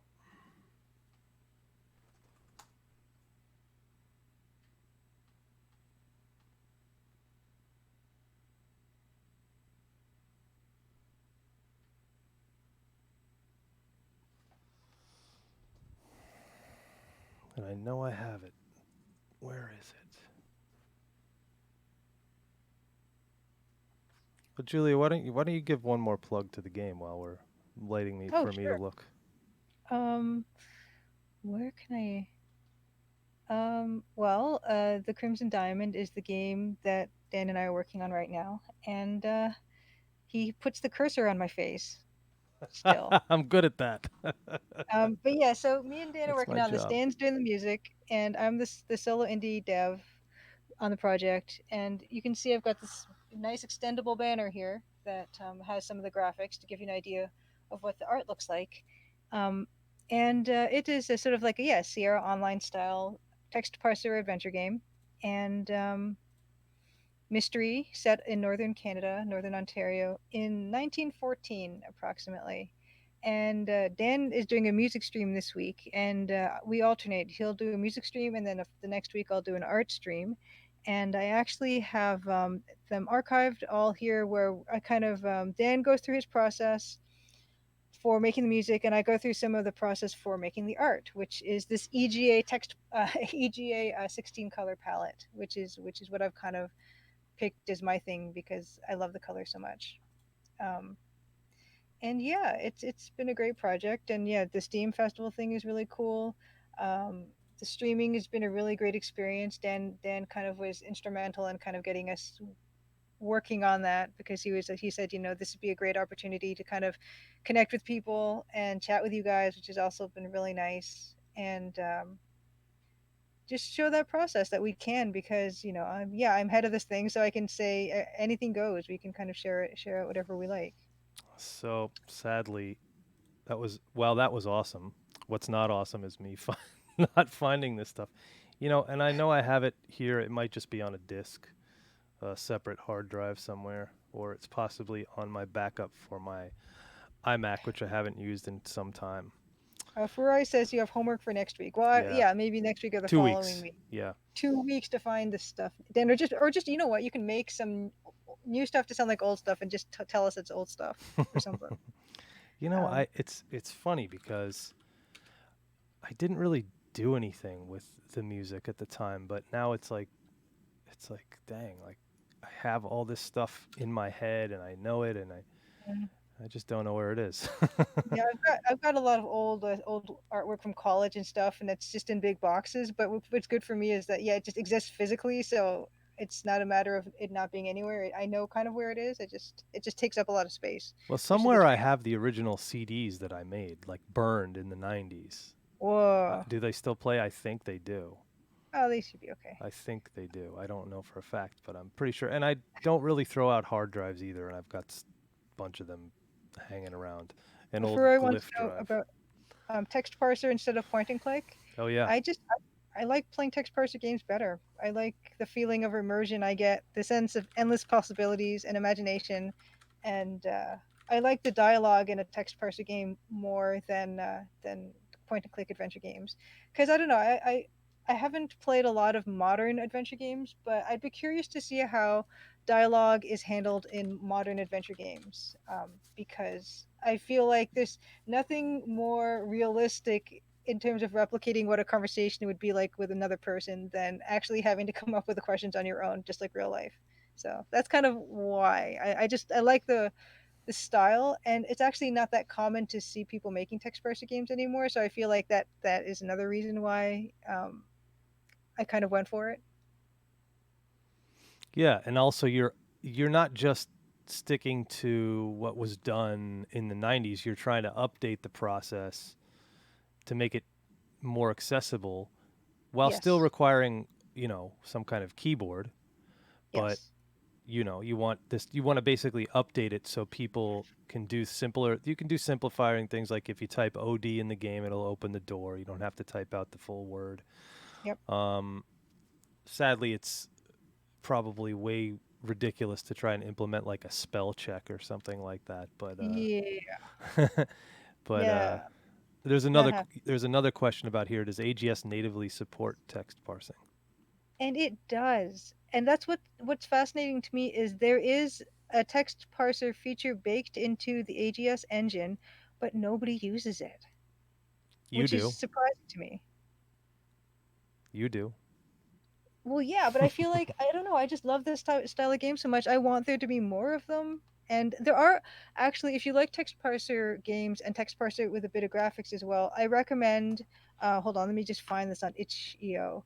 There is a game engine called Adventuron, and what it is let me. Oh no, Adventuron itch.io. What it is, it's an engine that is a browser-based engine um, that. Here it is. I'm going to link this up. And there's a library of games for this browser based text parser engine.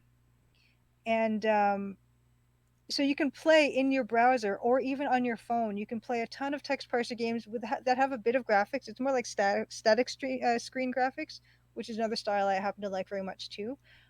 But Chris Ainsley does this adventure on engine, and Wait, what's static screen? oh yeah, so it's just there's no animation in the backgrounds. It's just like a picture of a forest or a picture of a house or picture, of It's a like Mystery fireplace. House or one of those early graphic adventure games or Exactly. something. Yeah, and I Gotcha. and I do like that style. And what the style does is it actually makes it more accessible to people who are just building games for the first time, because one of the things that stands in a lot of people's way when they're building a game, particularly an adventure game, is when they don't think they can make art. They don't think they can make the graphics. So when it's a simpler graphics or no graphics at all, I think it really opens it up for people, and it's a really great engine. I haven't myself built anything in it, but Chris, he hosts game jams all the time in it. I judged one, and I found all the games really, really cool. So if you like text parser games and you feel like people aren't making enough of them, which I kind of think, definitely check out the Adventure on library. A lot of them are free, if not all of them. I'm not sure. But yeah, they're really cool. And Tom, you say you love them, but they're a pain to make. Okay, fine. Yeah, I can sometimes when I'm having programming issues with the text parser game, the part of it in Crimson Diamond, I think about how much easier it would be if it was a point and click game. I sometimes think that to myself, but that passes. Yeah, I mean, it would certainly be easier to program, wouldn't it be? Yes, 100% would be easier. Especially with But the tools that Adventure Game Studio has made it. Like, I mean, I'm sure back in the day, it wasn't necessarily. I think it probably was equally challenging to do the point and clicks, especially when they first started with oh yeah, the no stuff doubt, no doubt. with no AGS, something like AGS, you know. Yeah, I think so. It's never been easier. I don't think ever. It's still not easy, but it's never been easier. Um, so yeah, I would say if you're interested in text parser games, Adventure Run is a great place if you want to build them or play them. Because yeah, I love playing a text parser game on my phone. I think it's such a perfect platform for it for mobile. Um, there's that, and then of course there's a lot of Twine games. I haven't really gotten into Twine myself, but there's a ton of other like What's Twine? similar. Twine is basically it's a text based. So it would be Zork. basically yeah, I think they just do text. Okay. But Adventure Run's really great because you can have a bit of graphics in it as well, and it's a really cool engine. And Chris is really focused on getting it into classrooms, getting people to tutorials into it so people can learn it on their own. Sometimes he offers free tutorials online and things like that. He's really focused on sort of building a foundation for younger people and students and people who have never programmed anything before to build games in it, and I think that's really a great thing to foster and hopefully inspire people to make more text parser games because I think they're great. That's awesome. Yeah, Scott Adams games. Yep. Yep, absolutely. And Scott Adams, I just read something that he had written on Facebook, which was pretty cool. There's a game industry group that Brenda added me to, and it's pretty wild. There's a lot of very famous game designers. Cliff Blazinski was one of the people in there. Cliffy B, the guy that was working on a creator of Jazz Jackrabbit and Unreal. Scott Adams was another one that posted on there. Brenda, obviously. Oh, let's see here. Hold on.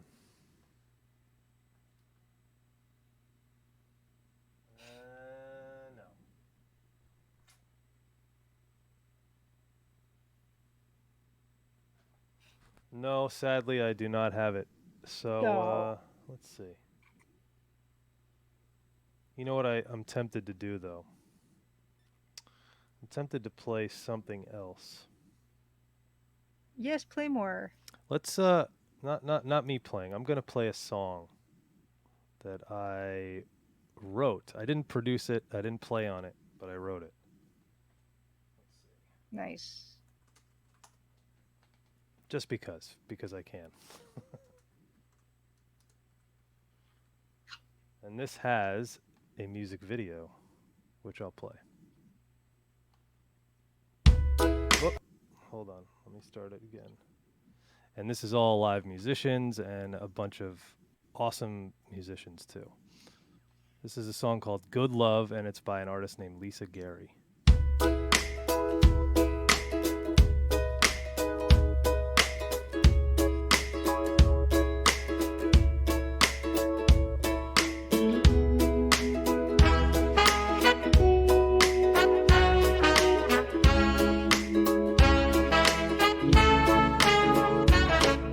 For you took my dreams and showed me everything that you could be. 'Cause you saw deep inside of me, something I could never see. Oh, it's true, you hold the key to open every door in front of me. You're my guiding light, my for everyone to see what we've become and what we'll do together now. Give me your good love, I need your sweet touch. Promise that you'll never find another one. Give me your sweet smile, I'll be your final. I promise that you'll never find another one like me.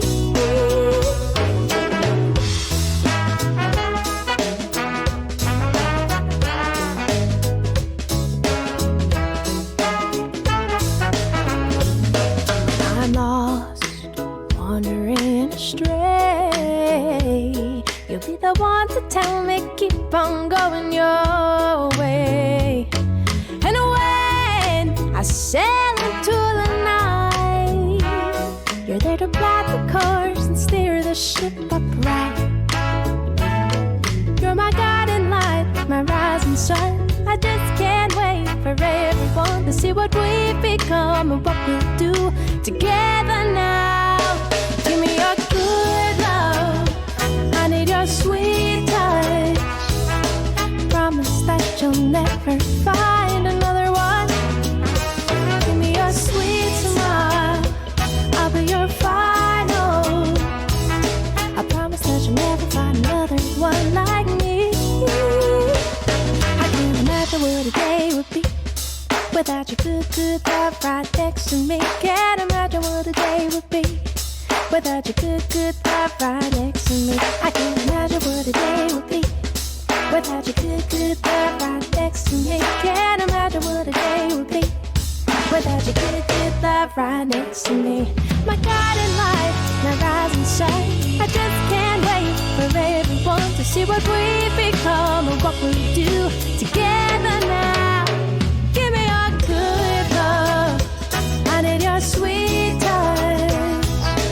Promise that you'll never find another one. Give me your sweet smile, I'll be your final. I promise that you'll never find another one like me. I can't imagine what a day would be without your good, good love right next to me. Can't imagine what a day would be without your good, good love right next to me. I can't imagine what a day would be without your good, good love right next to me. Can't imagine what a day would be without your good, good love right next to me. I can't imagine what a day would be without your good, good There we go. love right next to me. And that has zero to do with video games, but I had to play something. I had to play something. And, you know, it's what I would say about that is I just approach music. It doesn't really matter the genre. It doesn't really matter your responsibility. You just have to create what you're what's the best way to put it? Create not what you're responsible for creating, but create the music that is needed for the situation. Yeah, that wasn't made with an MT32. Sorry, DJ Mega Hammer. But yeah, that the lineup of musicians was fantastic, and the reason I agreed to write because I knew that she was going to put in a lot of time and effort and money into the record. I'm not sure exactly what it cost, but it was tens of thousands to get that one done. And whether you like it or not is another story. But it was top-notch musicians. My buddy Ben Butler, the guitar player, he spent years as playing guitar for Chris Bodie, and then recently he was playing guitar with Sting up until this pandemic kind of shut everything down. Richard Hammond, another very famous guy. Lou Soloff, probably the most famous. He was the trumpet player for Blood, Sweat, and Tears, the original trumpet player. Sean Pelton also. Sean Pelton, I'm trying to think. He's the drummer on Saturday Night Live, I believe. One of the TV shows, and he's a huge studio drummer. So anyway, that's the reason I was involved with that project. But I wrote 4 songs on the album, and it took 6 years for it to come out, which is unbelievable. That's like worse than a video game. Like video games don't even take 6 years to make. But it's cool, you know, and it was an enjoyable process. And to be honest, it was educational for me. And even though you wouldn't think this music has anything to do with making games, it doesn't directly, but it influences how I create things and think about the end, either the end audience or who's performing it or what's the purpose. So I'm thinking about things like that in Julia's game, Crimson Diamond, all the time. I'm thinking about 1914, 1915. I'm trying not to get too far from there. I'm trying to think what would music sound like, but also I'm trying to think like 1988, 1989, Mm-hmm. 1990, because that music that we know and love from these Sierra games and the art style is from 1990. It's not from 1914, right? Otherwise, we'd be doing some kind of black and white Cuphead type game, which would be cool. Yeah, every experience is a learning experience. That's a good way to look at it. Some you learn that this is simply what you don't want to ever do again, but some is things that you can keep applying and applying and reapplying. And the upside for me working on 2 different games right now. One game I'm working on is this one that you're watching this stream because of, the Crimson Diamond with Julia, and another one is called Empire of Sin with John and Brenda Romero. Sorry, Brenda and John Romero. And it's set in a very similar time period. The game ends in 1932? You play from 1929 to 1932. You have 13 years to try to become the boss of Chicago. That's the point of the game, and then it ends in 1932 because that's when Prohibition ended. So we're literally within like a 20-year period for both games, and a very odd time period, not one that people would typically pick for a lot of games. I would say a lot of games are either in space or in Fantasyland, right? Isn't that kind of how it goes? Or current. Or future. I guess like there's a lot of those, Oh, so Dan, what you're saying is most games are either set in the past, present, or future? or alternate future. Or alternate past. No, I guess what I'm saying is that there's not a lot of games set in the early 20th century, I don't think. Are there? There's a handful. I don't know. I just don't think a lot of people are making games with a focus on that time period and musically accurate to that time period. Cuphead was one, and it stood out because of that, right? I think when Cuphead, everybody was looking forward to Cuphead when they saw the artwork, and then when they heard the music, and then when people actually played it, they're like, "Oh my God, this game is way too hard." Like, have you played it? Yes, I will say that it is so beautiful that Exactly. well, it kind of makes me have more patience with it because it's so beautiful, Because you want to see what's coming next. Yeah, and I don't know, I just think it's hilarious because it's so nice to look at that I don't mind spending more time on it. Although I haven't played a lot of it, I've only really played a few of the boss battles, but I don't think I would have as much patience with it if it didn't look quite as good as it does. And what about the sound? What did you think of the sound? Not It's the at the s- audio, but the music. Well, I think it's amazing, and I nearly bought that record for it. But then I was thinking that if I had the record, yeah, I mean, would I play it? And the answer is probably no, because when I hear that music, I would feel stressed out. Because it's kind of manic in a way. Well, not just that, because I connected to the experience of fighting those bosses Oh too. God, yeah, because you're so frustrated that you can't beat the game because it's so damn difficult. Right? Am I wrong? Yeah, yeah, in a way, yes. Although I haven't really tried to make a go of it, really. But I don't know.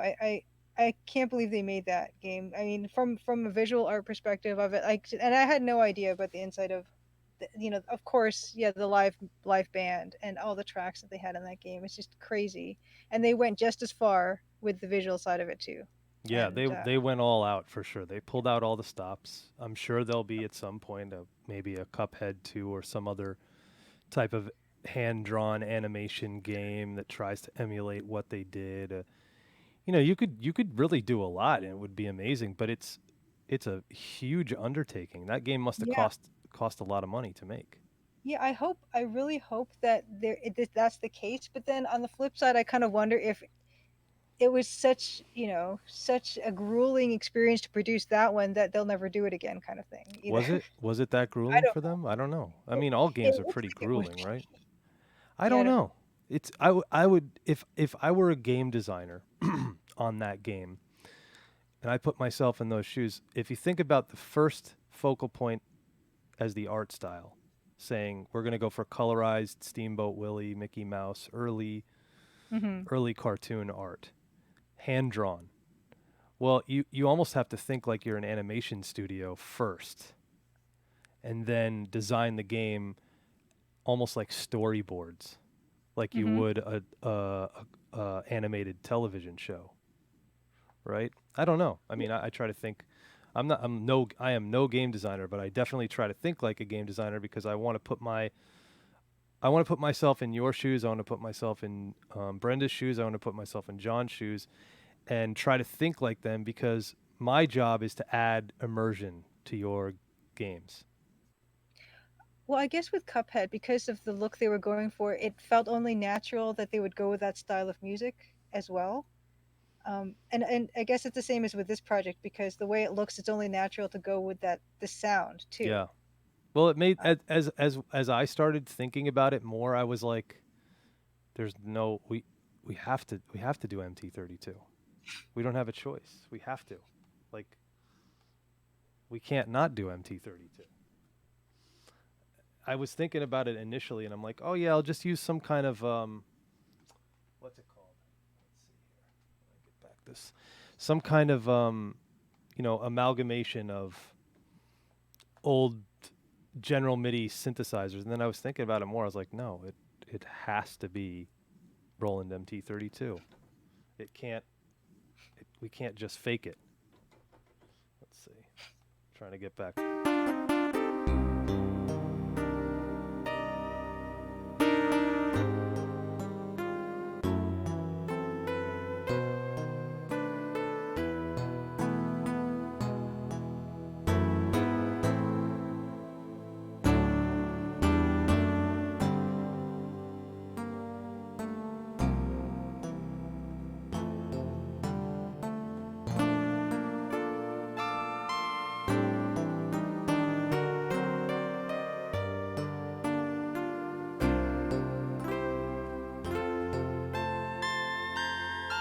And if you guys have watched any of the previous, where we're actually working on the music for the game, you can see how difficult sometimes it is, or how not even difficult, how much trial and error has to go into it because it's still part of the creative process.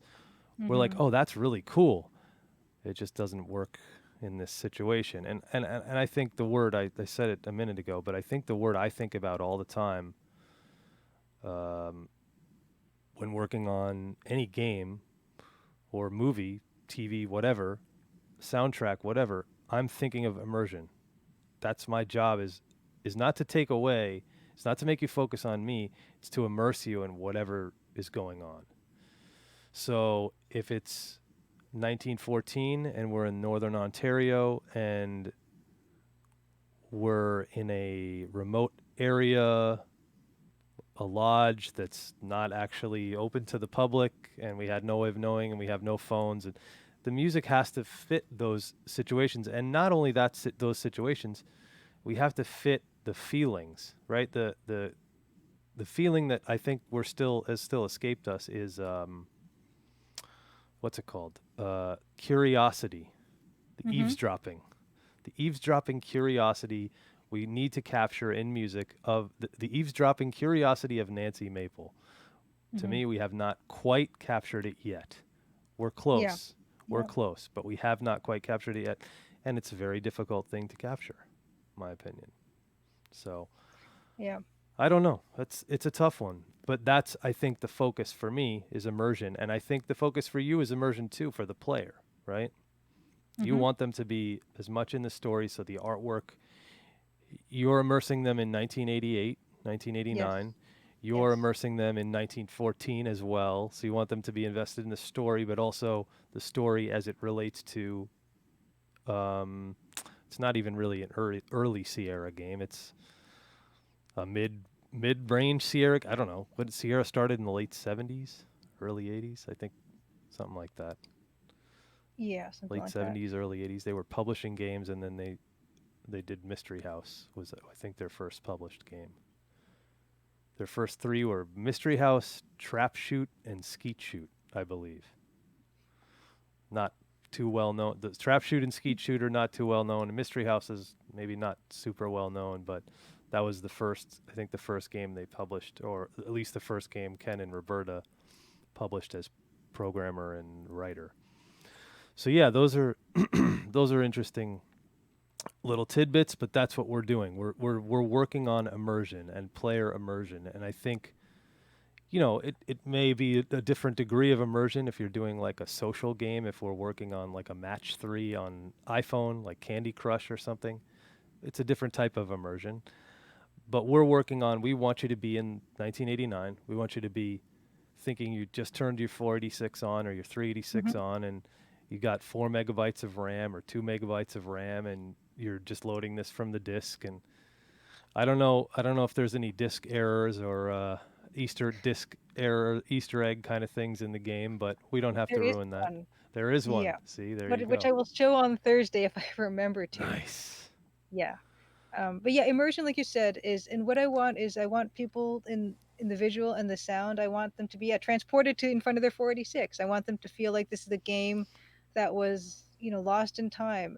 I think it's that- 386. I think that's too Okay, far. yeah, 486 is too, or 286. 486 is too far ahead. Okay, fine. We'll call it 3 then. 386. Or That even their was, you know, Apple IIGS. Maybe not that much.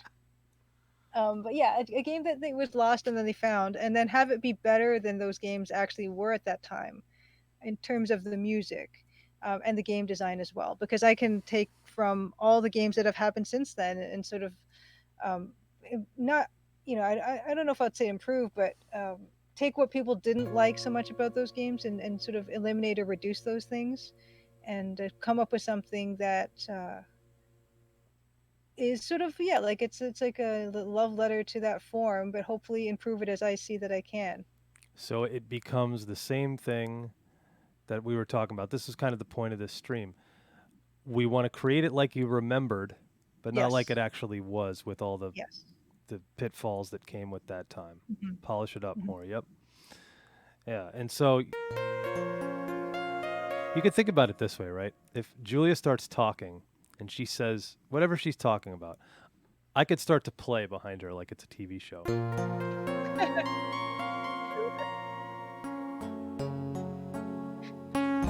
You actually want me to do the talking and you play behind me like it's a No, but TV I'm show? just, my point is I could make it sound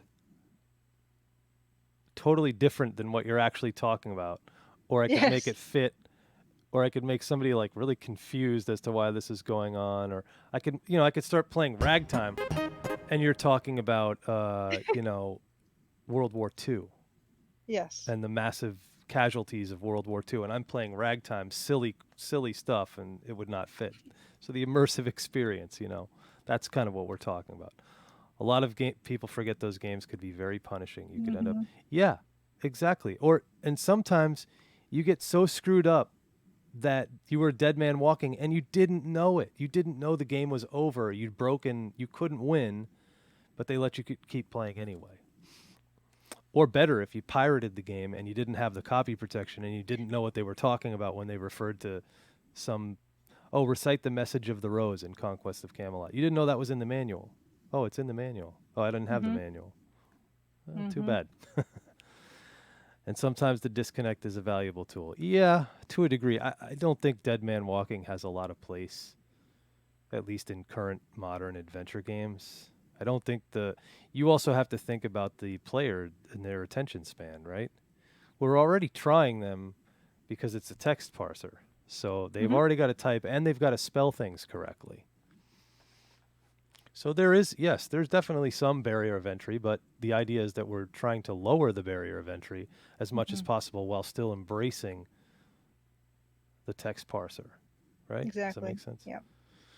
Yeah. You want it to be like the fond memories. Exactly. That's totally it. It's like, oh my gosh, we look on it with rose-colored glasses, but then you get to that point in the game again and you're like, wow, this is terrible. What was I hate this. Why did this? We were talking about it today in our big box PC game collectors chat group. And somebody said King's Quest 5. Oh, that was the worst King's Quest, wasn't it? And it's my favorite. And he's like, come on, pie the Yeti? What do you mean pie the Yeti? Like, what kind of moon logic is that? What, how would I come up with that I'm supposed to use a pie and throw it at a Yeti running at me? Come on. And that's true. Yeah, items that are single pixel, stuff like that. Like, that gets a little hairy. Mm-hmm. It's like, what are we doing? But there was some argument to be made. I forget who said it. Well, maybe it was Julia, that in Sierra games, part of the idea was that there had to be some moon logic because we wanted to sell hint books. Mm-hmm. Mm-hmm. Isn't that right? Yeah, I think that I think some of those original creators of those games have said that if that was something that it was suggested that they do or explicitly were requested to do that way. Um, but I don't want to put words in their mouth, but I feel like that was definitely a request because they understood the reality of the piracy of the day, right? It was very easy, to just copy a disc in those times, and so a lot of those games, the hint books would be a really lucrative part of the game. Well, it's interesting that you mentioned piracy. I literally did a podcast a couple of days ago with the Big Box PC Game Collectors podcast. So if you look that up, you'll find me and Joel talking about piracy and reproductions. And I have a personal, almost vendetta against it because it destroyed my industry. It Hmm. literally Hmm. destroyed it. We in the year 2000, 2001, we sold physical CDs that were what, $20 sometimes, 15 to $20. They weren't cheap. If you remember if you're old enough to remember to go to CD stores and Blockbuster Music and Virgin Megastore and Tower Records and all these places. That in 2000 we peaked, and the CD was a far superior quality of audio. And then we got the MP3, and everybody pirated the music, and it Hmm. by the time we hit now, we're at 5% or 3% of sales that we used Yep. to be at, that we used to all eat off of, although the record labels certainly stole plenty of the money. But that's another story. That piracy is really literally what killed it. So I see people that encourage it and it's, oh, the IP for that is 30 years old, it's 40 years old, nobody cares. Well, they do care. And people do make an income. Some of them. Most of the original designers don't. I know there's an interview somewhere where Lori and Corey Cole said that the day their royalty agreement expired with Sierra or Activision or whoever it was, the game Quest for Glory collection appeared on GOG the next day. Literally the day after it expired. So who knows? Pie in the example is that much of a stretch of logic. Lack of feedback or contrary feedback. True. Yeah, and so that's part of what we're trying to do. And Froy says, yeah, the MJR crew talks about that in the 900 hint lines. Yeah, well, I don't know if his job was working for the. Did he do something with tech support, or the hint lines? I'm not too sure. He's also in our big box chat group, Metal Jesus. And you met him, didn't you? Really Met him in briefly. I Seattle didn't really last get a year. chance to talk to him. He was at the party, the PAX West party, but I was kind of showing the game in the basement at that thing, and so I was kind of just working. It was almost like I was at an event. So I didn't get to talk to anyone who didn't actually approach me to look at the demo. So Gotcha. I feel like I had a bit of a missed opportunity there, but I just wanted to make the most of having my demo there too. Nice. Yeah, that was a cool experience, and I wish now I'm really kicking myself for not have going because, of course, there isn't one this year, and I was looking forward to PAX West and going out there to Seattle, Yeah. but it'll be better. It'll improve. That I'm sure of. Yeah. So I think I've shown just about as much as I can show without totally falling asleep. Sorry, I'm exhausted. I'm an old man. And I have Hey, I think didn't we small decide I was child. like older than you? No, we haven't decided No. that yet. All right. And if we did, we're redeciding again. I'm fine with that completely. Do you have an infant That's true. or a toddler? I guess No, I she's have a neither of toddler. those things. Yeah, so that that saps any energy you might have once had. You never had any problem with KQ5, but that's because my first year. Yeah, I used the Yeah. hint book to beat it. I remember. I don't remember Yep. how much I used it, but I certainly used it. Some of the oases. How are you supposed to find the oasis in the desert? Uh, and the Just temple in the desert with the door. It's how oh are you my supposed to god. find it? And you had like 7 seconds to get in and out, I think, Yeah, or something ridiculous. it was tough. It was tough. You were supposed to map the desert, I guess, but I don't know. It's a maze. Yeah. Oh yes. The Leisure Suit Larry questions. I got kicked out the first time I tried to play that, and that was recently. That was like in the last year. I couldn't answer the questions. Oh damn! Oh, did you have Google on your phone? I didn't bother. I think I was on a period correct machine, so I didn't want to do it. Oh, One day I'll show some other pictures of stuff that I have in the PC collection, not just the games, but the actual hardware. I've got some interesting little things that might be of interest to people in this crowd. You know, weren't there questions like who is the president? Yeah, they were. They were like questions that you only were supposed to know as an adult. I don't know who. Dave still doesn't know them. It doesn't want to look 1988. them up I on his guess that would phone. have been. Was that still Reagan? Or 1988 would have been Bush one. I don't even know. Yeah. The Dan retro gaming stream. Well, I would do it. The thing is, I want to make sure that I at least keep focused on music of some sort, and I don't mind doing games, but as long as the focus is on music, I don't want it to become too much of just playing games on a stream because I like what I kind of like what Julie and I have started to establish where our thing has kind of been something a little bit different than what's generally you'd see on Twitch, right? Generally, you'd see a lot of playthroughs, let's plays, people doing Destiny and what's the Valorant and Warcraft and stuff like that. And for me, I'm not going to become a a game streamer. I don't see my future as doing that, but doing streams like this is really cool. And the pandemic is actually, for all the negative, there are positives. This pandemic has kind of accelerated this process in a way, in a good way, I Yeah, think. I don't really see myself doing the game streaming, but I do like to watch a lot of game streamers, and also I watch a lot of Let's Plays on YouTube because Exactly. that's kind of how I reacquaint myself with the old classics and seeing just how people play them and how they get stuck and everything is kind of they're all good lessons for me to remind myself of or to even learn for the first time. So I do find them very helpful, retro game streams, and even people who are playing games that or even action games or games I've never played before that are older. I really like. There's a guy, Retrograde Tom, Yep. that is playing.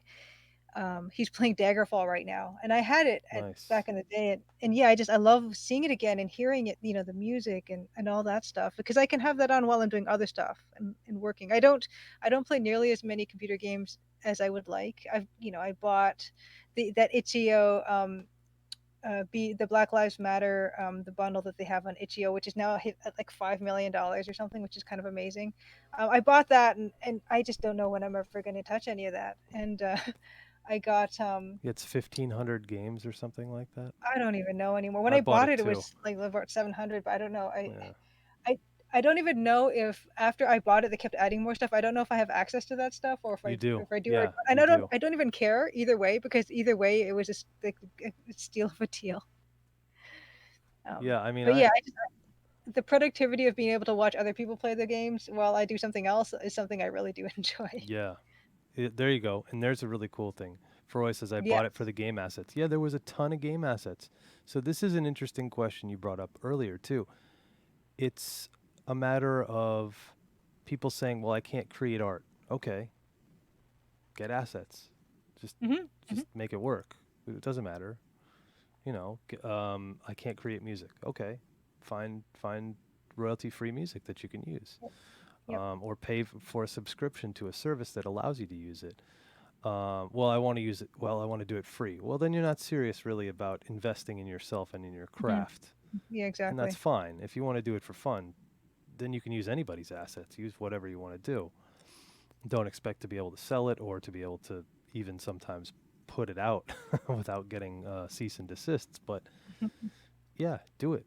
There's just there's no good reason to stop you from doing it. Hmm.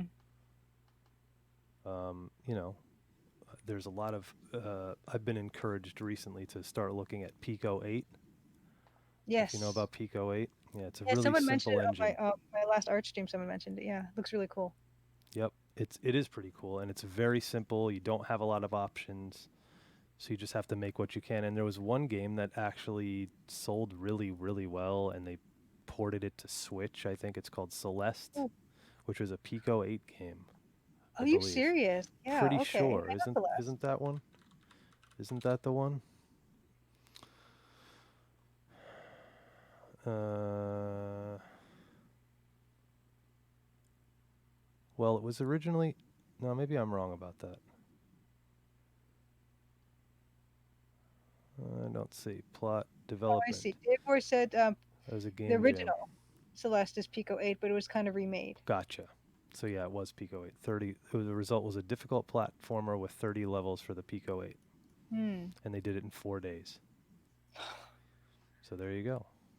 I love that. I that's what's so cool about game jams and stuff like that. That's another thing. So if you're kind of wondering about, oh, making games and stuff like that, yeah, definitely start small. Don't do what I did, which is do something really big and cursor's on my face again. But yeah, it just do something small, just with like placeholder stuff. Sometimes game jams have have sort of ways to kind of connect people who are good at some things and not others. So we'll connect a coder with an artist and the musician, and everyone's just doing it for fun and for free. So that can be another good way to sort of get your feet wet in making little games and little projects. And it's a great way to meet people. Brenda literally told me, "Go make Pico 8 games. Get all your Hmm. bad games out of the way now." Yeah, That's what she told me. that's great. She strongly encouraged me to go into game design because her theory is that musicians make exceptional game designers. Um, Oh, while I'm flattered, I'm not totally sure that she's correct with me, but she certainly does. You can never find artists to help on jams. Well, maybe those are those positions that are tougher to find on game jams or whatever. But maybe the smart thing in this case to do is offer to program on an artist's game. hmm. You Hmm. know, so maybe find an artist.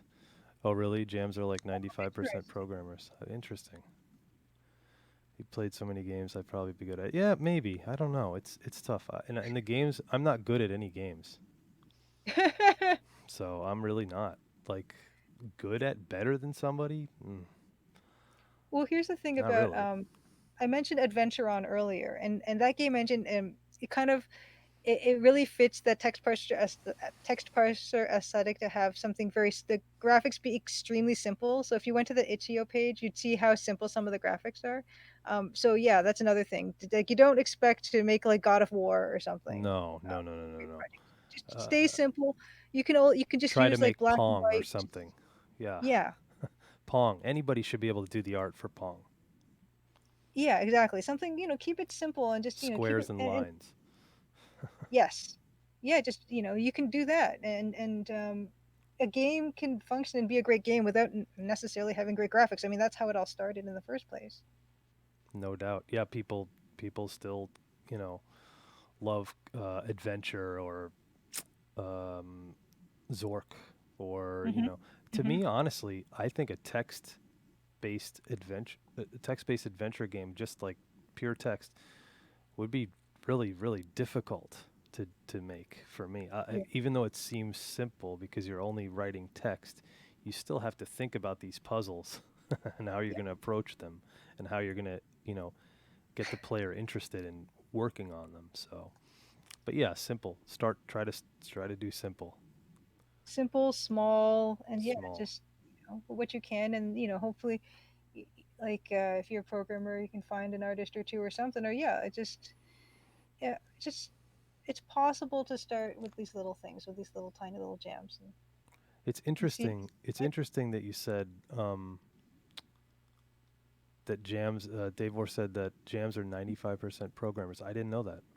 yeah, I didn't know that either. I've never done a jam, so I wouldn't know. Yeah, me either. And just coming from my background of being an artist who did learn the programming, I don't have an idea of what it actually is like for most people, Hmm. because that wasn't the path I took. Yeah, and I wonder too if you can operate in game jams. You can operate in them remotely, no? Oh, sure, absolutely. Yeah. Yeah.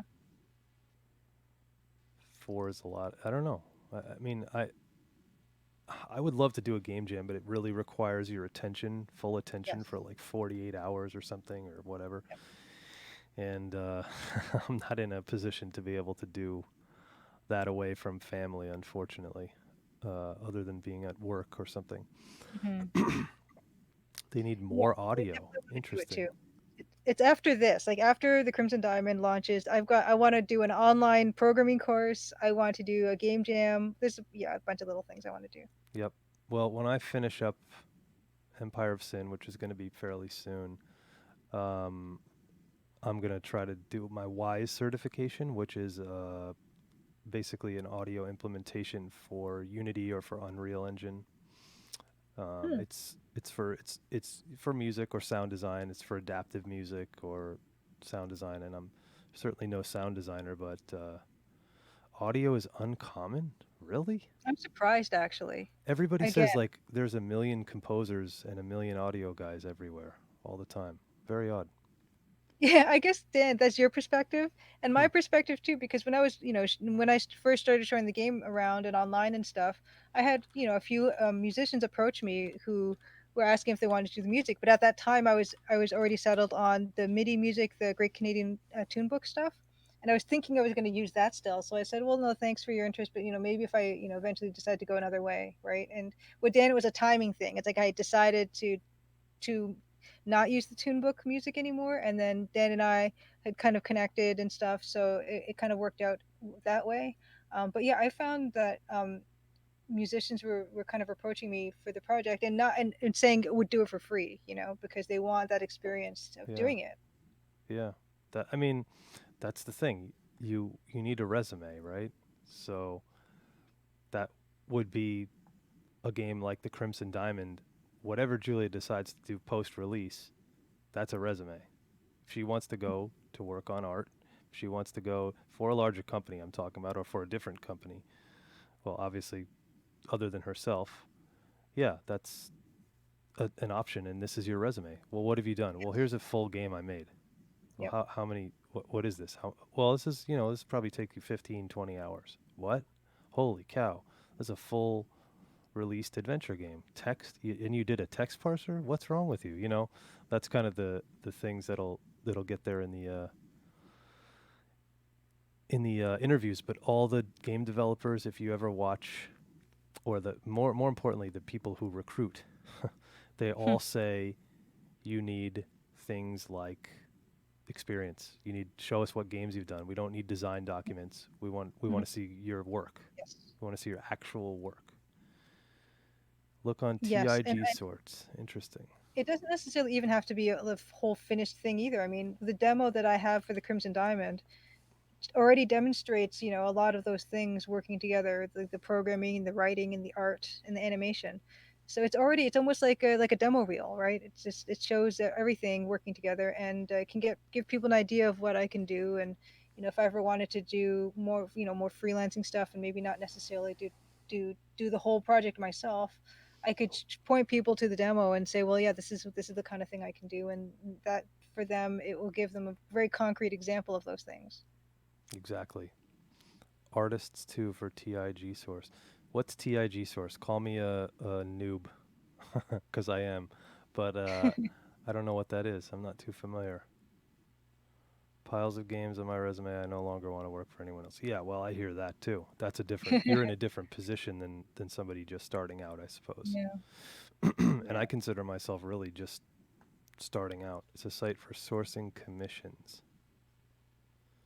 Interesting. I don't know if I would have a lot of luck with that. My experience, at least in the music business, before I ever worked on games, which hasn't been very long, was purely that we couldn't really advertise. We didn't have a real website. There was Craigslist, but Craigslist sucks for actually, Mhm. generally anyway, getting a real gig in music or whatever. Mhm. So for me, it's always been about relationships. Like I talked to Julia before I talked with her about doing music on the game. We were just talking because if it's something where I couldn't talk to her, why am I going to do music for her on the game? I can't even talk to the girl. I don't want to have anything to do with her. But it was the opposite of that. You know, we have Right. similar interests. We're passionate about these things. So it's good. And same with Brenda. You know, Brenda and I connected right away and just we talked a lot. And it had nothing to do with her game. I didn't even know she was working on. She asked me to work on a project. She couldn't tell me anything about it until I signed a paper, and then obviously now it's out there as released. But I didn't even know what the name was until I saw the trailer on E3, like everybody else. So you know it's Mhm. wild. So something like Fiverr, interesting. I gotta check this TIG source out. But yeah, I think your resume is what's important, you know, and then doing a really good job and getting feedback, you know, because it's interesting if you watch even our previous streams. Watch some of our previous streams where I'm playing something and Julia says something about good or bad about the song. Oh, I like that, or I no, that's not quite it. That feedback is super important, super important, and I have to be sensitive to what she's saying and also try to interpret it in a certain way that works for her. And that's basically the key to, I think, anyway, the key to working with anybody on a musical level and probably on any level. I can't speak for art or programming or design, but I can speak for music. It works like that. The best bands have the best connections on and off the stage, to me. Occasionally there's people you just cannot get along with, but when you play on stage it's amazing. Happens. But it's not all it's mostly not like that because usually when you get on stage and you're like, I do not want to be on stage with this person, I don't like them, Mhm. whatever, it doesn't work so well. 100% about relationships. The very cold calling routine at the beginning. Yeah, it's going to be tough. Yeah, you and everyone else at the end of email exchange. But at the same time, DJ Mega Hammer, there's something to be appreciated about that because you can tell that story now. You've gone out of your way to do it. Like you're willing to do whatever it takes to get there. And I think Mhm. that willingness and that hunger is something super important. Yep. I feel like I should be playing a soundtrack, an inspiring soundtrack to. Oops, I think I closed Logic or Pro Tools, whatever. I was like, yeah, I should be playing something inspiring right now, right? Mhm. You know, but that's it. And I think that's it. Yeah, Chariots of Fire. That's exactly Mhm. what I was thinking. Man, jealous. Oh dear, I don't have this. Hold on, let me see if I can get something up here. Even though I'm Uh, exhausted and I need to go. It's true though. I feel like when I was in school, I didn't really, there were no game design courses, and there were a couple computer programming classes and things.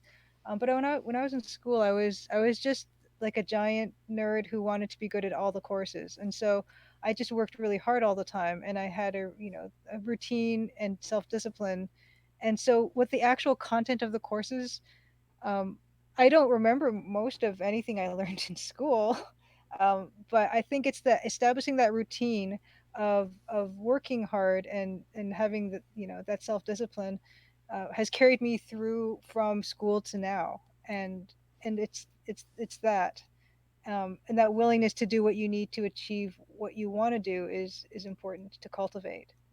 No doubt.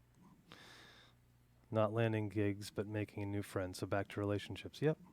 I think that's all it is. And I think that's the reason that one will be successful or not. And they say it's not what you know, but who you know. That's to a degree that's true. Knowing somebody just isn't enough. Having that relationship is what you really need to. And you need to be able to do it too. Yeah. Well, you need to be able to back up what you're selling. Yes, absolutely. Everything I learned in college from writing muds on my own, not from my classes. Well, I agree with you there because I felt like that about my school. I had, as far as I know, there's myself and a couple of other musicians I graduated are still working in the business. Hmm. And they're all classical, as far as I know. Hmm. One is a concert master in Australia or New Zealand. He's a violin player, amazing. But he was amazing before he got to the damn school. It had nothing to do with the school. It had everything to do with him. He Yeah. was just amazing. Another one is a cellist, and another one is an opera singer, and they're doing. And everybody else is, doing whatever they're doing, some other job outside of music. I have one friend who's a programmer, but he's not programming games. He's programming web development or something like that.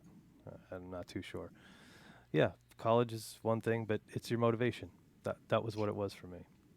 Yeah, and it's actually also a matter of directed motivation too, because like I mentioned, I was always concentrating on trying to get really good marks in all my courses, even stuff that I was good at or stuff that I wasn't good at.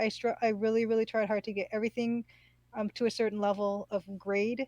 But I kind of envied the people who knew what they wanted to do, from when they were kids or when they were in high school, and they kind of ignored the courses that they felt Mm. were not applicable, and they focused on what they wanted to do. And Mm-hmm. I think that's a great way to go to approach life, is to focus on what you want to do, and consider the rest of that stuff not as important. And I didn't do that. I spent a lot of energy trying to do everything as well as I could.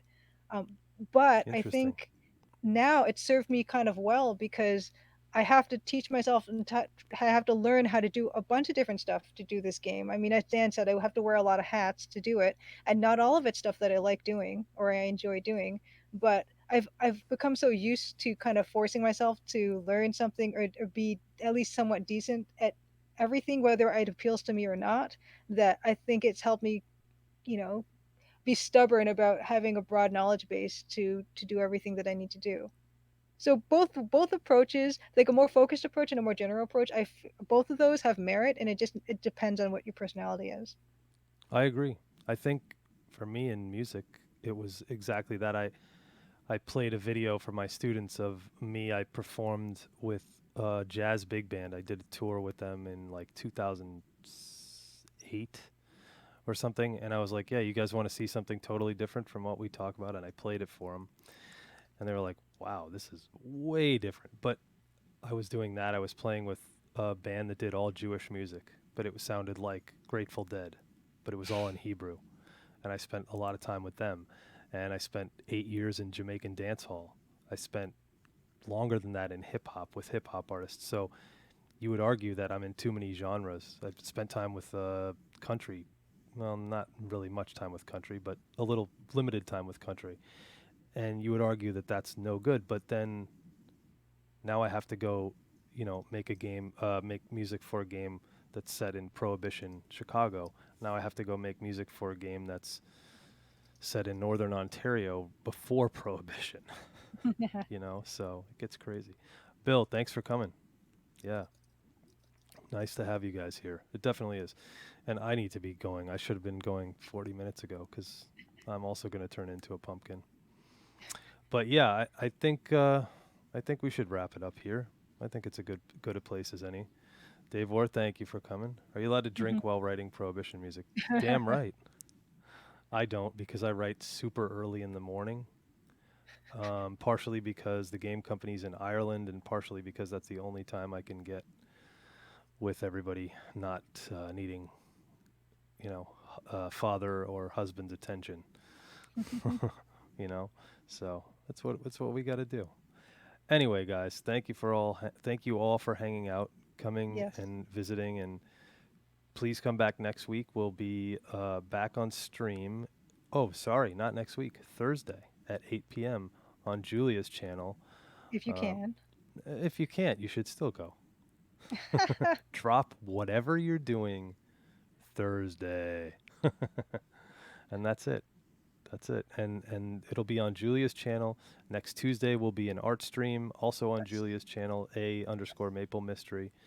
Yes. And it'll be hosted on this channel, so you'll see it either way. And yeah, I think that's about it. Thank you guys for coming to the stream again. This is a lot of fun. Sam Tacky, thank you, sir. Have a good night, Sam. And good night, DJ Mega Hammer, for all you guys. Thanks for coming. Really appreciate it. Yeah, A thanks for Swank. educating us. Yes. Absolutely Absolutely trusty. trusty. Yeah. Nice. appreciate everybody coming out, and we'll see you guys on. Well, Julia, we'll see you guys on Thursday. You'll probably see me in the chat, heckling. Cool.